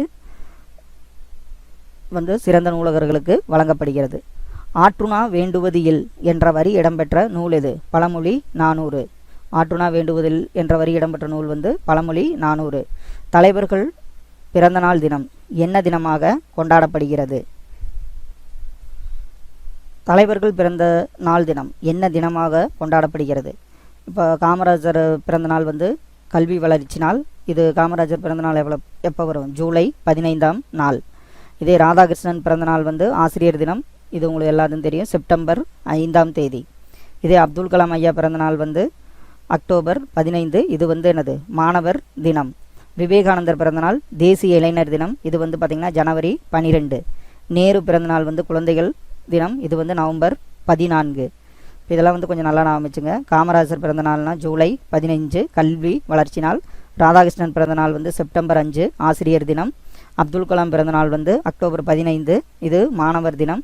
விவேகானந்தர் பிறந்தநாள் வந்து ஜனவரி 12, இது தேசிய இளைஞர் தினம். நேரு பிறந்தநாள் வந்து நவம்பர் 14 குழந்தைகள் தினம். ஆசாரக்கோவையின் ஆசிரியர் யார்? பெருவாயின் முள்ளியார். பெருவாயின் முள்ளியார் எங்கு பிறந்தார்? அவர் வந்து வன்கயத்தூர் என்ற ஊரில் வந்து பெருவாயின் முள்ளியார் பிறந்தார். ஆசாரக்கோவை என்பதன் பொருள் என்ன? நல்ல ஒழுக்கங்களின் தொகுப்பு என்பதுதான் வந்து ஆசாரக்கோவையின் பொருள். ஆசாரக்கோவையில் எத்தனை நல் ஒழுக்கங்கள் கூறப்பட்டுள்ளன? ஆசாரக்கோவையில் 8 நல்லொழுக்கங்கள் கூறப்பட்டுள்ளன. ஆசாரக்கோவையில் எத்தனை வெண்பாக்கள் உள்ளன? ஆசாரக்கோவையில் 100 வெண்பாக்கள் உள்ளன. மனதிற்கு அமைதியையும் மகிழ்ச்சியையும் தருவது எது? மனதிற்கு அமைதியும் மகிழ்ச்சியும் தருவது பாடல்களாகும். பண் என்பதன் பொருள் என்ன? பண் என்பதன் பொருள் இசை. முத்தேன், முத்தேன் அதாவது தேனோட என்னென்ன வகைங்கிறத பார்த்தலாம். அதில் கொம்புத்தேன், பொந்துத்தேன் அண்டு கொசுத்தேன், இதான் வந்து தேனோட முத்தேன் வகைகள். கொம்புத்தேன், பொந்துத்தேன் மற்றும் கொசுத்தேன். தாள் என்பதன் பொருள் என்ன? தாள் என்பதன் பொருள் வந்து நாக்கு. தாளாட்டு எவ்வாறு பிரியும்? தாள் கூட்டல் ஆட்டு, அதான் வந்து என்னது நாக்கு ஆட்டி பாடுறது வந்து தாளாட்டு. தாள் கூட்டல் ஆட்டு. தாளாட்டு என்ன வகையான இலக்கியம்னா, தாளாட்டு ஒரு வாய்மொழி இலக்கியங்களில் ஒன்று. தாளாட்டுங்கிறது வாய்மொழி இலக்கியம். பொங்கல் திருவிழா எவ்வாறு அழைக்கப்படுகிறது? பொங்கல் திருவிழா வந்து தமிழர் திருநாள், அறுவடை திருவிழா, உழவர் திருநாள் என்று அழைக்கப்படுகிறது. கதிரவனுக்கு நன்றி கூறும் விழா எது? கதிரவனுக்கு நன்றி கூறும் விழா வந்து பொங்கல் விழா. அந்த காலத்தில் மலைக்கடவுளை வேண்டி போகி பண்டிகை என்ன விழாவாக கொண்டாடப்பட்டது? அந்த காலத்தில் மலைக்கடவுளை வேண்டி போகி பண்டிகை வந்து இந்திர விழாவாக கொண்டாடப்பட்டது. பழையன கழிதலும் புதியன புகுதலும் உணர்த்தும் நாள் எது? பழையன கழிதல் புதியன புகுதல் வந்து போகி பண்டிகை. திருவள்ளுவர் ஆண்டு எப்போது தொடங்குகிறது? தை முதல் நாள் வந்து திருவள்ளுவர் ஆண்டு தொடங்குகிறது. திருவள்ளுவர் தினம் எப்போது கொண்டாடப்படுகிறது? தை 2ஆம் நாள் தான் வந்து நம்ம என்ன கொண்டாடுறோம்? திருவள்ளுவர் தினமாக கொண்டாடுகிறோம். பொங்கலுக்கு அடுத்த நாள் எது? பொங்கலுக்கு அடுத்த நாள் மாட்டு பொங்கல் ஆகும். மாடு என்னும் சொல்லுக்கு என்ன பொருள்? இப்போ மாடும் என்ற சொல்லுக்கு செல்வம் என பொருளும் உண்டு. இப்போ மாடுன்னா செல்வம் என்ற பொருளும் உண்டு. மஞ்சு விரட்டுவின் மற்ற பெயர்கள் யாது? மஞ்சு விரட்டுனா தூய தமிழில் இப்போ நம்ம என்ன சொல்கிறோம்? ஜல்லிக்கட்டு, மாடு பிடித்தல், ஏறு தழுவுதல் போன்றவை மஞ்சு விரட்டுவின் மற்ற பெயர்களாகும். திருவள்ளுவர் ஆண்டை எவ்வாறு கணக்கிடலாம்? இப்போ திருவள்ளுவர் ஆண்டுங்கிறது ஒரு தமிழாண்டை வந்து நம்ம வந்து பார்த்தீங்கன்னா அந்த ஆண்டு அதாவது 2019 கூட்டல் 31 இதை சேர்த்தனோம்னா தான் நம்மளுக்கு என்ன வருது? 2050ஆம் ஆண்டு. இப்போ எந்த ஆண்டோ அதோட வந்து நம்ம 31 ஆண்டுகளை கூட்டினோம்னா அதுதான் வந்து திருவள்ளுவரை ஆண்டை கணக்கிடும் ஆண்டாகும். பொங்கல் மகர சங்கராந்தி என்று எந்தெந்த மாநிலங்களில் கொண்டாடப்படுகிறது? பொங்கல் வந்து மகர சங்கராந்திங்கிறது வந்து பார்த்திங்கன்னா ஆந்திரா, கர்நாடகா, மகாராஷ்டிரா, உத்தரப்பிரதேசம் போன்ற மாநிலங்களில் மகர சங்கராந்தியாக கொண்டாடப்படுகிறது. பொங்கல் லோரி என்ற எந்த மாநிலத்தில் கொண்டாடப்படுகிறது? பொங்கல் பண்டிகை வந்து லோரிங்கிற பேரில் வந்து பஞ்சாப் மாநிலத்தில் கொண்டாடப்படுகிறது. பொங்கல் உத்தராயன் என்று எந்த மாநிலத்தில் கொண்டாடப்படுகிறது? பொங்கல் உத்தராயன் என்று குஜராத், ராஜஸ்தான் மாநிலங்களில் கொண்டாடப்படுகிறது. இப்போ பொங்கல் வந்து தமிழ்நாட்டில் மட்டும் இல்லாமல் வெவ்வேறு பெயர்களில் வெவ்வேறு மாநிலங்களில் கொண்டாடிட்டு வர்றாங்க. மற்போரில் சிறந்தவன் யார்? மற்போரில் சிறந்தவன் வந்து நரசிம்மவர்மன். நரசிம்மவர்மனின் சிறப்பு பெயர் என்ன? மாமல்லன். நரசிம்மவர்மனினோட சிறப்பு பெயர் வந்து மாமல்லன். பஞ்சபாண்டவர் ரதம் எங்குள்ளது? இது மாமல்லபுரத்தில் உள்ளது. பஞ்சபாண்டவர் ரதம் வந்து மாமல்லபுரம். நரசிம்மவர்மனின் காலம் என்ன? கிபி 7ஆம் நூற்றாண்டு தான் வந்து நரசிம்மவர்மனின் காலமாகும். மாமல்லபுரத்தில் காண வேண்டிய இடங்கள் யாவை? மாமல்லபுரத்தில் காண வேண்டிய இடங்கள் பார்த்திங்கன்னா அர்ச்சுனன் தபசு, குகை கோவில், கடற்கரை கோவில், புலிக்குகை, பஞ்சபாண்டவர் ரதம், திருக்கடல் மல்லை, கிருஷ்ணரின் வெண்ணெய் பந்து, ஒற்றைக்கல் யானை, கலங்கரை விளக்கம். இந்த பகுதிகளெல்லாம் பார்த்திங்கன்னா நம்ம மாமல்லபுரத்தில் காண வேண்டிய இடங்களாகும். நரசிம்மவர்மருக்கு பாரியின் நிழல் எதை போன்று தெரிந்தது? யானையைப் போல தெரிந்தது. இப்போ நரசிம்மவர்மனும் அவங்க அப்பா மகேந்திரவர்மனும் ஒரு தடவை வந்து மாமல்லபுரத்தில் போகிறப்ப அவர் ஒரு பாறை நிழலை பார்த்து அவங்க அப்பாட்ட என்ன சொல்கிறாருன்னா, இது யானை நிழல் போல் தெரிகிறதுன்னு கூறுறாரு. இப்போ நரசிம்மவர்மருக்கு பாறை நிழல் எதை போன்று தெரிந்தது? யானையின் உருவத்தை போன்று தெரிந்தது. நரசிம்மவர்மனின் தந்தை யார்? மகேந்திரவர்மன். நரசிம்மவர்மனின் தந்தை வந்து மகேந்திரவர்மன். எத்தனை தலைமுறையாக மாமல்லபுர சிற்பங்கள் செதுக்கப்பட்டன? இப்போ மகேந்திரவர்மன், நரசிம்மவர்மன், அதுக்கு பின்னு வந்து 2 தலைமுறைன்னு மொத்தம் 4 தலைமுறைகளாக மாமல்லபுர சிற்பங்கள் செதுக்கப்பட்டன. மனிதர்கள், விலங்குகள், பறவைகள் எல்லாம் உயிர் உள்ளவை போல் எந்த பாறையில் காணப்படுகின்றன? இதெல்லாம் அர்ச்சுனன் பாறையிலலாம் வந்து பார்த்திங்கன்னா மனிதர்கள், விலங்குகள், பறவைகள் எல்லாம் பார்த்திங்கன்னா உயிர் உள்ளதை போலவே இருக்கும். இதில் வந்து அர்ஜுனன் தவம் செஞ்ச மாதிரி ஒரு எலும்பு தோலும்ப ஒரு மனிதர் இருப்பார். அதுதான் வந்து அர்ஜுனர். அந்த பாறைக்கு பேர் தான் வந்து அர்ஜுனன் தபசு. மழைக்காலத்தில் 2 பாறைகளுக்கு நடுவே நீர் வருவது எதை போன்றுள்ளது? இப்போ மழை வந்ததுன்னா மாமல்லபுரத்தில் 2 பாறைகளுக்கு நடுவில் நீர் வர்றது பார்த்திங்கன்னா, மழை நீர் வர்றது பார்த்திங்கன்னா ஆகாய கங்கையே வருவது போன்று உள்ளது போல் அமைச்சிருக்காங்க. தமிழகத்தின் மிகப்பெரிய சிற்பக்கலைக்கூடம் எது? மாமல்லபுரம். தமிழகத்தின் மிகப்பெரிய சிற்பக்கலைக்கூடம் வந்து மாமல்லபுரம். சிற்பக்கலை எத்தனை வகைப்படும்? சிற்பக்கலை 4 வகைப்படும். 4 வகை சிற்பக்கலை யாவை? இதில் வந்து 4 வகை சிற்பக்கலை பார்த்திங்கன்னா, குடைவரை கோயில், கட்டுமான கோவில், ஒற்றைக்கல் கோயில்கள், புடைப்புச் சிற்பங்கள் என சிற்பக்கலை 4 வகைப்படும். மாமல்லபுரத்தை இப்போது எவ்வாறு அழைக்கின்றனர்? இதெல்லாம் உங்களுக்கு தெரிஞ்சது. மாமல்லபுரத்தை வந்து நம்ம இப்போ என்ன அழைக்கிறோம்? மகாபலிபுரம். உச்சரிப்பில் சிறிதளவு மட்டுமே வேறுபாடுள்ள ஒலிகளை எவ்வாறு அழைக்கிறோம்? மயங்கொலிகள். இப்போ நம்ம வந்து மனம்னா உள்ளம், மனம்னா வாசம், இது மாதிரி சொல்கிறது தான் வந்து உச்சரிப்பில் சிறிதளவே மட்டும் வேறுபாடுள்ள ஒலிகளை நாம் மயங்கொலிகள் என்று அழைக்கிறோம். மயங்கொலி எழுத்துக்கள் யாவை? இந்த 8 எழுத்துக்கள் தான் வந்து நா, நா, நா, லா, லா, லா, ரா, ரா. இந்த 8 எழுத்துக்கள் தான் வந்து எனது மயங்கொலி எழுத்துக்களாக வரும். டா என்னும் எழுத்துக்கு முன் இன் வரும். அது வந்து பார்த்திங்கன்னா இப்போ வந்து டாங்கிற எழுத்துக்கு முன்னாடி இன் வரும். இப்போ டாங்கிறது கண்டம், டாக்கு முன்னாடி இன். அதே மாதிரி வண்டி, அதே மாதிரி டீக்கு முன்னாடி இன்னு. நண்டு, டூக்கு முன்னாடி இன்னு. அதே மாதிரி ரா என்னும் எழுத்துக்கு முன் இன் வரும். இதில் 2 சுழி இன். மன்றம், நன்றி, கன்று, இதுக்கு முன்னாடிலாம் வந்து ராங்கிற எழுத்துக்கு முன்னாடி வந்து இன் 2 சுழி இன் வரும். டகரத்தை அடுத்து வரும் நகரம் எவ்வாறு அழைக்கப்படுகிறது? டன்னகரம். அதே மாதிரி தகரத்தை அடுத்து வரும் நா வந்து தன்னகரம். ரகரத்தை அடுத்து வரும் நா வந்து ரன்னகரம். இதெல்லாம் கொஞ்சம் பார்த்து வச்சுக்கோங்க. இப்போ வந்து டன்னகரம்னா டன்னகரம் இந்த இடத்துக்கு டா போட்டிருப்பாங்க. தன்னகரம் வந்து இங்கே வந்து நான் வந்திருக்கும். ரன்னகரம்னா இங்கே நான் வந்திருக்கு. எதை பொறுத்துங்கிற மாதிரி கூட கேட்கலாம். வானம், வெடி. வானம்ங்கிறது ஆகாயம். இப்போ வானம்ங்கிற 3 சுழினாங்கிறது அதை வெடின்னு நம்ம சொல்லுவோம். வானம்ங்கிறத நம்ம ஆகாயம்னு சொல்லுவோம். இந்த மாதிரி வேறுபாடுகளை கேட்டிருப்பாங்க. இதெல்லாம் வந்து நிறையா இருக்கும். இதெல்லாம் நீங்கள் ஜஸ்ட்டு என்னென்னங்கிறது ஒரு தடவை கோத்ரூ பண்ணிக்கோங்க. விலை, பொருளின் மதிப்பு. விலை, உண்டாக்குதல். விலை, விரும்பு. எந்த மலரை மூர்ந்து பார்த்தால் வாடிவிடும்? அனிச்ச மலரை மூர்ந்து பார்த்தால் அது உடனே வாடிவிடும். நானிலம் படைத்தவன் என்ற பாடல் எந்த நூலில் இடம்பெற்றுள்ளது? நானிலம் படைத்தவன் என்ற பாடல் வந்து புதியதொரு விதி செய்வோம் என்ற நூலில், முடியரசனின் நூலில் இடம்பெற்றுள்ளது. முடியரசனின் இயற்பெயர் என்ன? துரைராசு. முடியரசனின் இயற்பெயர் வந்து துரைராசு. இந்த இயற்பெயரெல்லாம் படிக்கிறப்போ ஒரு நோட்டில் அப்படி நோட் பண்ணி வச்சுங்க. எந்த இப்போ 6th ஸ்டாண்டர்ட் படிக்கிறீங்கன்னா யாரை பற்றி படிக்கிறீங்களோ அவங்களோட காலம், அவர்களோட நூல், அடுத்து வந்து அவர்களோட இயற்பெயரில் நோட் பண்ணி வச்சுட்டு வந்தீங்கன்னா ரொம்ப யூஸ்ஃபுல்லாக இருக்கும். முடியரசனின் நூல்கள் யாவை? பூங்குடி, வீரகாவியம், காவியப்பாவை. இதெல்லாம் வந்து முடியரசனின் நூல்கள் ஆகும். முடியரசனின் சிறப்பு பெயர்கள் என்னென்ன? முடியரசனின் சிறப்பு பெயர்கள் பார்த்திங்கன்னா கவியரசு, திராவிட நாட்டின் வானம்பாடி. இதெல்லாம் வந்து முடியரசனின் சிறப்பு பெயர்கள். நிலத்தை எவ்வாறு 4 வகைப்படுத்தினான்? மனிதன் வந்து பார்த்திங்கன்னா நிலத்தை வந்து 4 வகைப்படுத்தினாங்க. அது வந்து பார்த்திங்கன்னா மருதம், முல்லை, குறிஞ்சி, நெய்தல். மருதம் பார்த்திங்கன்னா வயலும் வயல் சார்ந்த இடம். முல்லை காடும் காடு சார்ந்த இடம். மலை, குறிஞ்சி மலை சார்ந்த இடம். முல்லை காடு சார்ந்த இடம். நெய்தல். இதெல்லாம் பார்த்திங்கன்னா நிலத்தை 4 வகைப்படுத்தினார்கள்.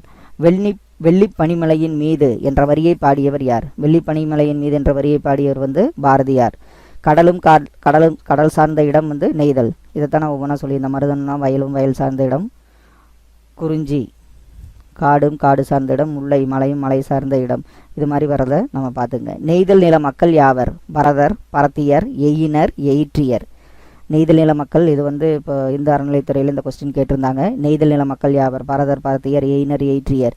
அந்த 4வது ஆப்ஷன் என்னங்கிறத நம்ம கண்டுபிடிக்கிற மாதிரி வந்தது. நெய்தல் நில மக்களின் தொழில் என்ன? நெய்தல் நில மக்களின் தொழில் மீன் பிடித்தல், உப்பு விளைவித்தல். நெய்தல் நில பூ என்ன? இப்போது இது வந்து நெய்தல் நில பூ வந்து தாளம்பூ. இப்போ இதில் வந்து பார்த்திங்கன்னா நம்ம குறிஞ்சி மருதம், முல்லை மருதம், நெய்தல், பாலை, இந்த இதுக்கு பார்த்திங்கன்னா அடிக்கடி பார்த்திங்கன்னா அதோட தெய்வங்கள் யார், அவங்க வந்து என்ன வகையான இசைக்கருவிகள் பயன்படுத்தி இருக்கிறாங்க, அவங்க தொழில் என்ன, அவங்க வாழ்ந்த மக்கள் பெயர் என்னங்கிறத நான் இலக்கணம் வீடியோவில் நான் ஒரு இதாக போடுறேன். அதை நீங்கள் எப்போவுமே அதை நல்லா பார்த்துங்க. நெய்தல் நில பூ என்ன? தாளம்பூ. உழைக்கும் மக்களின் களைப்பை போக்கும் பாடல் என்ன? நாட்டுப்புற பாடல்கள். உழைக்கும் மக்களின் களைப்பை போக்கும் பாடல் வந்து நாட்டுப்புற பாடல்கள். நாட்டுப்புற பாடல்களை எவ்வாறு அழைப்பர்? வாய்மொழி இலக்கியம். இது வாய்மொழி இலக்கியம்னா என்ன? ஒருத்தர் பாடியிருப்பாங்க, அப்படி அது வாய்மொழியாகவே எதில் ஏட்டில் இதெல்லாம் எழுதாமல் அவங்க அப்படி கண்டினியூவாக பாடுறதா வந்து வாய்மொழி இலக்கியம் எனப்படும். நாட்டுப்புற இயல் என்ற நூலை தொகுத்தவர் யார்? சு. சக்திவேல். இவர் தான் வந்து எனது நாட்டுப்புற இயல் என்ற நூலை தொகுத்தவர். நாட்டுப்புற பாட்டில் எத்தனை வகையான பாடல்கள் உள்ளன? இப்போ நாட்டுப்புற பாட்டில்னா பல வகையான பாடல் உள்ளன. அதில் பார்த்திங்கன்னா தொழில் பாடல்கள், அவங்க வேலை செய்யும்போது களைப்பு தெரியாமல் இருக்க தொழில் பாடல்கள், குழந்தைகளுக்கு தாலாட்டு பாடல்கள், விளையாடுறப்ப விளையாட்டு பாடல்கள் என பல வகையான பாடல்கள் உள்ளன. இப்போ இந்த மீனவர்களுக்கு அதில் வந்து பார்த்திங்கன்னா ஒரு நாட்டுப்புற பாடல் இருக்கும் 6th ஸ்டாண்டர்ட் அந்த புக்கில். அவங்க வந்து இப்போ ஒரு மீன் பிடிக்க போகிறப்ப வந்து பார்த்திங்கன்னா விண்மீன்கள் தான் அவங்களுக்கு விளக்குகள், விரிந்த கடல் வந்து ஒரு பள்ளிக்கூடம், மணல் தான் வந்து என்னது பஞ்சுமெத்தை, புயல் வந்து என்னது ஊஞ்சலாடுற மாதிரி புயல், கதிரவன் சுடர் தான் வந்து அவங்களுக்கு மேற்கூரை, மின்னல் தான் என்னது அடிப்படை பாடம், முழு நிலவு தான் வந்து அவங்களுக்கு ஒரு கண்ணாடி, கடல் அலை தான் வந்து அவங்களுடைய தோழன், மேகம்ங்கிறது அவங்களுடைய குடை, இடிங்கிறது மீனவர்கள் காணும் கூத்து, பனிமூட்டம்ங்கிறது மீனவர்கள் போத்தும் போர்வை, கட்டுமரம் தான் அவங்களோட மீனவர்களுடைய வீடு, மீன்கள் தான் அவங்க வர்ற செல்வம், மூச்சு பிடித்து அந்த அவங்க நீச்சல் அடிக்கிறதா அவங்க செய்யக்கூடிய தவம். இதான் வந்து மீனவர்கள் நாட்டுப்புற பாடல்களில் வந்து அதோட விளக்கம். இதில் கூட நம்மளுக்கு மீனவர்கள் பஞ்சுமெத்தையாக எதை கருதுகின்றனர்? மணல். மீனவர்கள் ஊஞ்சலாக எதை கருதுகின்றனர்? புயல். ஓகே, மீனவர்களின் அடிப்படை பாடம் எது? மின்னல். இது மாதிரி வந்து கொஸ்டின் கேட்குறக்கு சான்சஸ் இருக்குது. பொருட்களை விற்பவர் யார்? பொருட்களை விற்பவர் வந்து நம்மளுக்கு தெரியும் வணிகர். பொருட்களை வாங்குபவர் யார்? நம்ம தான் நுகர்வோர்கள். வணிகத்தின் வகைகள் யாவை? வணிகத்தில் என்னலாம்? தரைவழி வணிகம், நீர்வழி வணிகம். தரை வழியாக நடக்கிறது தரைவழி, நீர் வழியாக நடக்கிறது நீர்வழி வணிகம். வணிக சாத்து என்றால் என்ன? இப்போ முதலையெல்லாம் பார்த்தீங்கன்னா வணிகர்களில் ஒரு குரூப்பாக மாட்டு வண்டி கட்டிட்டு ஒரு 10 பேர் 50 பேர் சேர்ந்து போவாங்க. அது மாதிரி குழுவாக செல்லும் வணிகர்களுக்கு தான் என்ன பெயர்னா வணிக சாத்து. நெல்லை கொடுத்து உப்பை பெற்றதை எந்த நூல் வாயிலாக அறியலாம்? இப்போ பண்டைய காலத்துலலாம் பண்டமாற்று முறை. நாம் ஒரு பொருள் கொடுத்தா அவங்க வேற ஒரு பொருள் தருவாங்க. இதுதான் பண்டமாற்று முறை.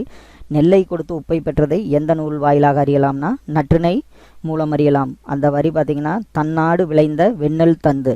தன்னாடு விளைந்த வெண்ணெல் கொடுத்து என்ன கொடுக்குறாங்க? உப்பை பெறாங்க. தன்னாடு விளைந்த வெண்ணெல் தந்து என்ற வரி இடம்பெற்ற நூல் வந்து பார்த்திங்கன்னா நற்றிணை. இதுக்கு தான் வந்து என்னது நெல்லை கொடுத்து உப்பை பெற்றதை எந்த நூல் வாயிலாக அறியலாம்? நற்றிணை மூலமாக அறியலாம். பாலோடு வந்து கூலோடு என்ற வரி இடம்பெற்ற நூல் எது? வந்து குறுந்தொகை. இது வந்து பாலை கொடுத்து தானியத்தை பெறறத வந்து பார்த்திங்கன்னா என்னது பாலோடு வந்து கூலோடு என்ற வரி இடம்பெற்ற நூல் வந்து பார்த்திங்கன்னா குறுந்தொகை. பொன்னோடு வந்து கரியோடு பெயரும் என்ற வரி இடம்பெற்ற நூல் எது வந்து பார்த்திங்கன்னா அகநானூறு. பொன்னோடு வந்து கரியோடு பெயரும் என்ற வரி இடம்பெற்ற நூல் வந்து பார்த்திங்கன்னா அகநானூறு. துறைமுக நகரங்கள் எவ்வாறு அழைக்கப்படுகின்றன? துறைமுக நகரங்கள் பார்த்திங்கன்னா பட்டினம் மற்றும் பாக்கம் என அழைக்கப்படுகின்றன. வணிகத்தை 2 வகையாக பிரிக்கலாம். தனிநபர் வணிகம், நிறுவன வணிகம். தனிநபர்னா ஒரு சின்ன பிஸ்னஸ் மாதிரி பண்ணால் தனிநபர் வணிகம். இதே அவர் வந்து பெரிய முதலீடெல்லாம் போட்டுதுன்னா நிறுவன வணிகம். அதில் நிறைய பேர் வந்து வேலை செஞ்சிட்ருக்கிற மாதிரி தான் வர்றது நிறுவன வணிகம். சிறு வணிகம். சிறு வணிகத்துக்கு நம்ம என்ன சொல்கிறோம்? இப்போ பால் போடுறவர், பால் கொண்டு வந்து கொடுக்குறவர், கீரை காய்கறிகள் விற்கிறவங்களாம் நம்ம சிறு வணிகம். பெரு வணிகத்தில் பார்த்திங்கன்னா ஒரு பெரும் முதலீடு, ஒரு கோடிக்கணக்கில் முதலீடு போடுறத வந்து பார்த்திங்கன்னா பெரு வணிகம். பெருவணிகர்களுக்கு நுகர்வோருடன் நேரடி தொடர்பு வந்து பார்த்திங்கன்னா குறைவு. இப்போ ஒரு பெருவணிகம் செஞ்சவங்களாம் வந்து டைரெக்டாக நம்மக்கிட்ட வந்து நேரடி தொடர்பு வச்சுருக்க மாட்டாங்க. அவங்க சிறு வணிகர்கள் மூலமாக தான் வந்து என்னது நுகர்வோர்களுக்கு நேரடி தொடர்பு அதிகமாக இருக்கும். பழங்காலத்தில் தமிழ்நாட்டில் இருந்து இறக்குமதி செய்யப்பட்ட பொருட்கள் யாவை? இறக்குமதி என்னென்ன செஞ்சாங்கன்னா பழங்காலத்தில் தமிழ்நாட்டிலிருந்து ஏற்றுமதி செய்யப்பட்ட பொருட்கள் வந்து பார்த்திங்கன்னா அரிசி, தேக்கு, மயில் தோகை, சந்தனம், இஞ்சி, மிளகு இதெல்லாம் வந்து பார்த்திங்கன்னா நம்ம தமிழ்நாட்டிலிருந்து பிற நாடுகளுக்கு ஏற்றுமதி செய்யப்பட்டது. பழங்காலத்தில் தமிழ்நாட்டிலிருந்து இறக்குமதி செய்யப்பட்ட பொருட்கள் வேறு நாட்டிலேருந்து நம்ம நாட்டுக்கு என்னென்ன வந்ததுன்னா அரேபிய குதிரை, கண்ணாடி, பட்டு, கற்பூரம் இவையெல்லாம் வந்து பார்த்திங்கன்னா மற்ற நாட்டிலிருந்து தமிழ்நாட்டுக்கு இறக்குமதி செய்யப்பட்ட பொருட்கள் ஆகும். வணிகரை பட்டினைப்பாலை எவ்வாறு சிறப்பிக்கிறது? நடுவு நின்ற நன்னெஞ்சினோர் என்று வணிகரை பட்டினப்பாலை சிறப்பிக்கிறது. அதாவது வணிகர்லாம் வந்து பார்த்திங்கன்னா நடுவு நிலை தராமல் கரெக்டாக செயல்படுறது தான் வந்து என்னது நடுவு நின்ற நன்னெஞ்சினோர் என்று பட்டினப்பாலை வணிகரை சிறப்பிக்கிறது. வணிகர் நேர்மையை சிறப்பிக்கும் நூல்கள் யாது? திருக்குறள் மற்றும் பட்டினப்பாலை வந்து வணிகர்களோட நேர்மையை சிறப்பிக்கும் நூல்களாகும். இணையதள மூலம் வணிகம், இது உங்களுக்கே தெரியும். இப்போ நம்ம இணைய வணிகங்கிறது நம்ம ஏதாவது ஆர்டர் பண்ணுறோம், ஃப்ளிப்கார்ட், அமேசான் இது மாதிரிலாம் பண்ணுறதுக்கு வருது இணையதள வணிகம். கொள்வதும் மிகை கொளாது என்ற வரி இடம்பெற்ற நூல் எது? பட்டினப்பாலை. கொள்வதும் மிகை கொளாது என்ற வரி இடம்பெற்ற நூல் வந்து பட்டினப்பாலை. பாடுபட்டு தேடிய பணத்தை புதைத்து வைக்காதீர் என்று யார் அறிவுரை கூறினாங்கன்னா ஔவையார். பாடுபட்ட தேடிய பணத்தை புதைத்து வைக்காதீர், இது யாருடைய அறிவுரை? ஔவையார். அகச்சுட்டு, இது நம்ம ஆல்ரெடி வீடியோவில் போட்டிருக்கோம், இலக்கண வீடியோவில். அகச்சுட்டுனா இவன், அவன், இது, அது. இப்போ இதில் பார்த்தீங்கன்னா உள்ளே அகம். இப்போ இதில் வந்து அகச்சுட்டு எழுத்துக்கள் என்னென்ன பார்த்தோம்? ஆ, இ, உ. இப்போ இந்த ஈங்கிற நம்ம நீக்கிட்ட என்ன ஆகும்? இதுக்கு ஒரு அர்த்தம் இல்லாமல் மீனிங் இல்லாமல் போயிடும், வன்னு மட்டும் வரும். இது மாதிரி அகத்தே உள்ளே நின்று பொருள் தருவது வந்து அகச்சுட்டு. இப்போ இதில் வந்து புறச்சுட்டுக்கு உதாரணங்கள் பார்த்திங்கன்னா இம்மலை, அந்நீர் வீழ்ச்சி. இப்போ இதில் வந்து பார்த்திங்கன்னா இம்மலை, இம்ம நீக்கினால் என்ன ஆகும்? மலைங்கிறது பொருள் தரும். அந்நீர் வீழ்ச்சி, அண்ணுங்கிறத நீக்கிட்டாலும் நீர்வீழ்ச்சிங்கிறது பொருள் தரும். சுட்டு எழுத்தை நீக்கினாலும் பொருள் தருங்கிறது தான் வந்து எனது புறச்சிட்டு. இப்போ அகச்சிட்டில் வந்து சுட்டெழுத்தை நீக்கினால் பொருள் தராது, புறச்சிட்டில் சுட்டெழுத்தை நீக்கினாலும் பொருள் தரும். அண்மை சுட்டு, அண்மை சுட்டுக்கு இங்கிற ஈங்கிற எழுத்து தான் நம்ம அதிகமாக யூஸ் பண்ணுவோம். இவன், இவர், இது, இவை, இம்மரம், இவ்வீடு இது மாதிரிலாம் இருக்குன்னா அண்மைனா பக்கத்தில் இருக்கிறத சொல்கிறது தான் வந்து அண்மை சுட்டு. சேய்மை சுட்டுக்கு நம்ம எந்த எழுத்து யூஸ் பண்ணுவோம்னா ஆங்கிற எழுத்து. அவள், அவர், அது, அவையெல்லாம் வந்து சேய்மை. சேய்மை சுட்டுங்கிறது தூரத்தில் இருக்கிற பொருளை சுட்டுறது தான் வந்து சேய்மை சுட்டு. சுட்டு திரிபு என்றால் என்ன? இப்போ இதில் வந்து பார்த்திங்கன்னா ஆ, இ, அந்த, இந்த இதை வந்து பார்த்திங்கன்னா இப்பள்ளிங்கிறத நம்ம என்ன சொல்லுவோம்? இந்த பள்ளின்னு சொல்லுவோம். அதுதான் அதுக்கு பேர் தான் வந்து என்னது? சுட்டு திரிபு. வினா எழுத்துக்கள் இப்போ ஏ, யா, ஆ, ஓ, ஏ ஐந்தும் வந்து வினா எழுத்துக்கள். மொழியின் முதலில் வருபவை எது வரும்? எங்கு, யாருக்கு. இப்போ ஏ, யா இதெல்லாம் வந்து பார்த்திங்கன்னா மொழியில் முதலில் வர்ற எழுத்துக்கள். மொழியின் இறுதியில் வருபவை எந்த எழுத்துக்கள்னா ஆ, ஓ இதெல்லாம் வந்து மொழியின் இறுதியில் வரும் எழுத்துக்கள். இப்போ இதில் வந்து பார்த்திங்கன்னா பேசலாமா, தெரியுமோ இது மாதிரிலாம் வர்றது. இதெல்லாம் கூட நம்ம வந்து நம்ம புக் பேக்கில் வந்து இலக்கணம்லாம் இதில் ஈஸியாக தெரியும்னு விட்டுருவோம். ஆனால் வந்து இது மாதிரிலாம் மொழியின் இறுதியில் வருபவை. அப்போ வந்து நீங்கள் கன்ஃபியூஸ் ஆகாமல் இருக்க கொஞ்சம் பார்த்துங்க. மொழியின் இறுதியில் வருபவை ஆ, ஓ. பேசலாமா, தெரியுமோ. மொழியின் முதலிலும் இறுதியிலும் வருபவை ஏ, ஏன், நீதானோ, சாரி நீதானே அப்படிங்கிறதெல்லாம் வந்து என்னது? மொழியின் முதலிலும் வரும், இறுதியிலும் வரும். அகவினா, அகத்தே இருந்து வினா பொருளை தருமானால் அகவினா, நீக்கினால் பொருள் தராது. இப்போ வந்து அகவினானா எது, யார், ஏன். இப்போ வந்து ஏன் வந்தார், இப்போ நம்ம ஏன் நீக்கிட்டால் வந்தாருக்கு மட்டும் வந்து பொருள் வராது. இது மாதிரி வர்றதுக்கு தான் வந்து பேர் என்ன வந்து அகவினா. அகத்தே இருந்து வினா பொருளை தருமானால் இது அகவினா எனப்படும். வினா பொருளை நீக்கினால் வந்து என்ன, அது பொருள் தராது. இதுக்கு வந்து அகவினா வந்து எது, யார், ஏன் இதுதான் வரும். இப்போ இதில் வந்து எக்ஸாம்பிள் பார்த்திங்கன்னா ஏன் வந்தார், இதில் ஏன் நீக்கினால் வந்து அந்த பொருள் தராது. அதனால தான் வந்து இதுக்கு பேர் வந்து அகவினா. இதே புறவினா வந்து புறத்தே வந்து வினா பொருளை தருமானால் புறவினால். புறவினா நீக்கினால் பொருள் தரும். அவனா, இப்போ நம்ம அந்த இதை நீக்கிட்ட என்ன ஆகும்? அவன். வருவானோ, இப்போ அந்த நோவு நீக்கினா வருவான். அப்படிங்கிறது வந்து புறவினாக்கள் ஆகும். நானிலம் படைத்தவன் என்ற பாடலை எழுதியவர் யார்? நானிலம் படைத்தவன் என்ற பாடலை எழுதியவர் வந்து முடியரசன். இதில் வந்து பார்த்திங்கன்னா சில கலைச்சொற்கள் அறிவோம். இதில் வந்து வணிகத்தில் பார்த்திங்கன்னா பண்டம், கமாடிட்டி, கடற்பயணம் வாயேஜ், பயணப்படகுகள் ஃபெர்ரீஸ், தொழில் முனைவோர் என்டர்பிரனர், பாரம்பரியம் ஹெரிட்டேஜ், கலப்படம் அடல்ட்ரேஷன், நுகர்வோர் கன்சியூமர், வணிகர் மெர்ச்சன்ட். இதெல்லாம் நீங்கள் பார்த்து வச்சுக்கிறது நல்லது. புதுமைகள் செய்த தேசம் இது என்ற பாடலை இயற்றியவர் யார்? புதுமைகள் செய்த தேசம் இது என்ற பாடலை இயற்றியவர் தாரபாரதி அவர்கள். தாரபாரதியின் இயற்பெயர் என்ன? தாரபாரதியின் இயற்பெயர் வந்து ராதாகிருஷ்ணன். தாரபாரதியின் அடைமொழி பெயர் என்ன? தாரபாரதியோட சிறப்பு பெயர் வந்து கவி ஞாயிறு. தாரபாரதியின் நூல்கள் யாவை? தாரபாரதியின் நூல்கள் இது நிறைய தடவை கேட்டிருக்காங்க. புதிய விடியல், இது எங்கள் கிழக்கு, விரல் நுனி வெளிச்சங்கள். இதெல்லாம் வந்து பார்த்திங்கன்னா தாரபாரதியின் நூல்கள். புதிய விடியல், இது எங்கள் கிழக்கு, விரல் நுனி வெளிச்சங்கள். பாரதம் அன்றைய நாற்றாங்கால் என்னும் கவிதை எந்த நூலிலிருந்து எடுக்கப்பட்டது? பாரதம் அன்றைய நாற்றாங்கால் என்னும் கவிதை வந்து தாரபாரதியின் கவிதைகள் என்னும் தொகுப்பிலிருந்து எடுக்கப்பட்டது. தேசம் உடுத்திய நூலாடை என கவிஞர் குறிப்பிடும் நூல் எது? தேசம் உடுத்திய நூலாடை என கவிஞர் குறிப்பிடும் நூல் வந்து திருக்குறள். காளிதாசனின் தேனிசை பாடல்கள் எதிரொலிக்கும் இடம் எது? காளிதாசனின் தேனிசை பாடல்கள் எதிரொலிக்கும் இடம் காவிரிக்கரை. கலைக்கூடமாக காட்சி தருவது எது? கலைக்கூடமாக காட்சி தருவது சிற்பக்கூடம். கங்கையாற்றின் அலைகள் எதற்கு இசையமைக்கின்றன? கங்கையாற்றின் அலைகள் வந்து கம்பரின் அமுதம் போன்ற கவிதைக்கு இசையமைக்கின்றன.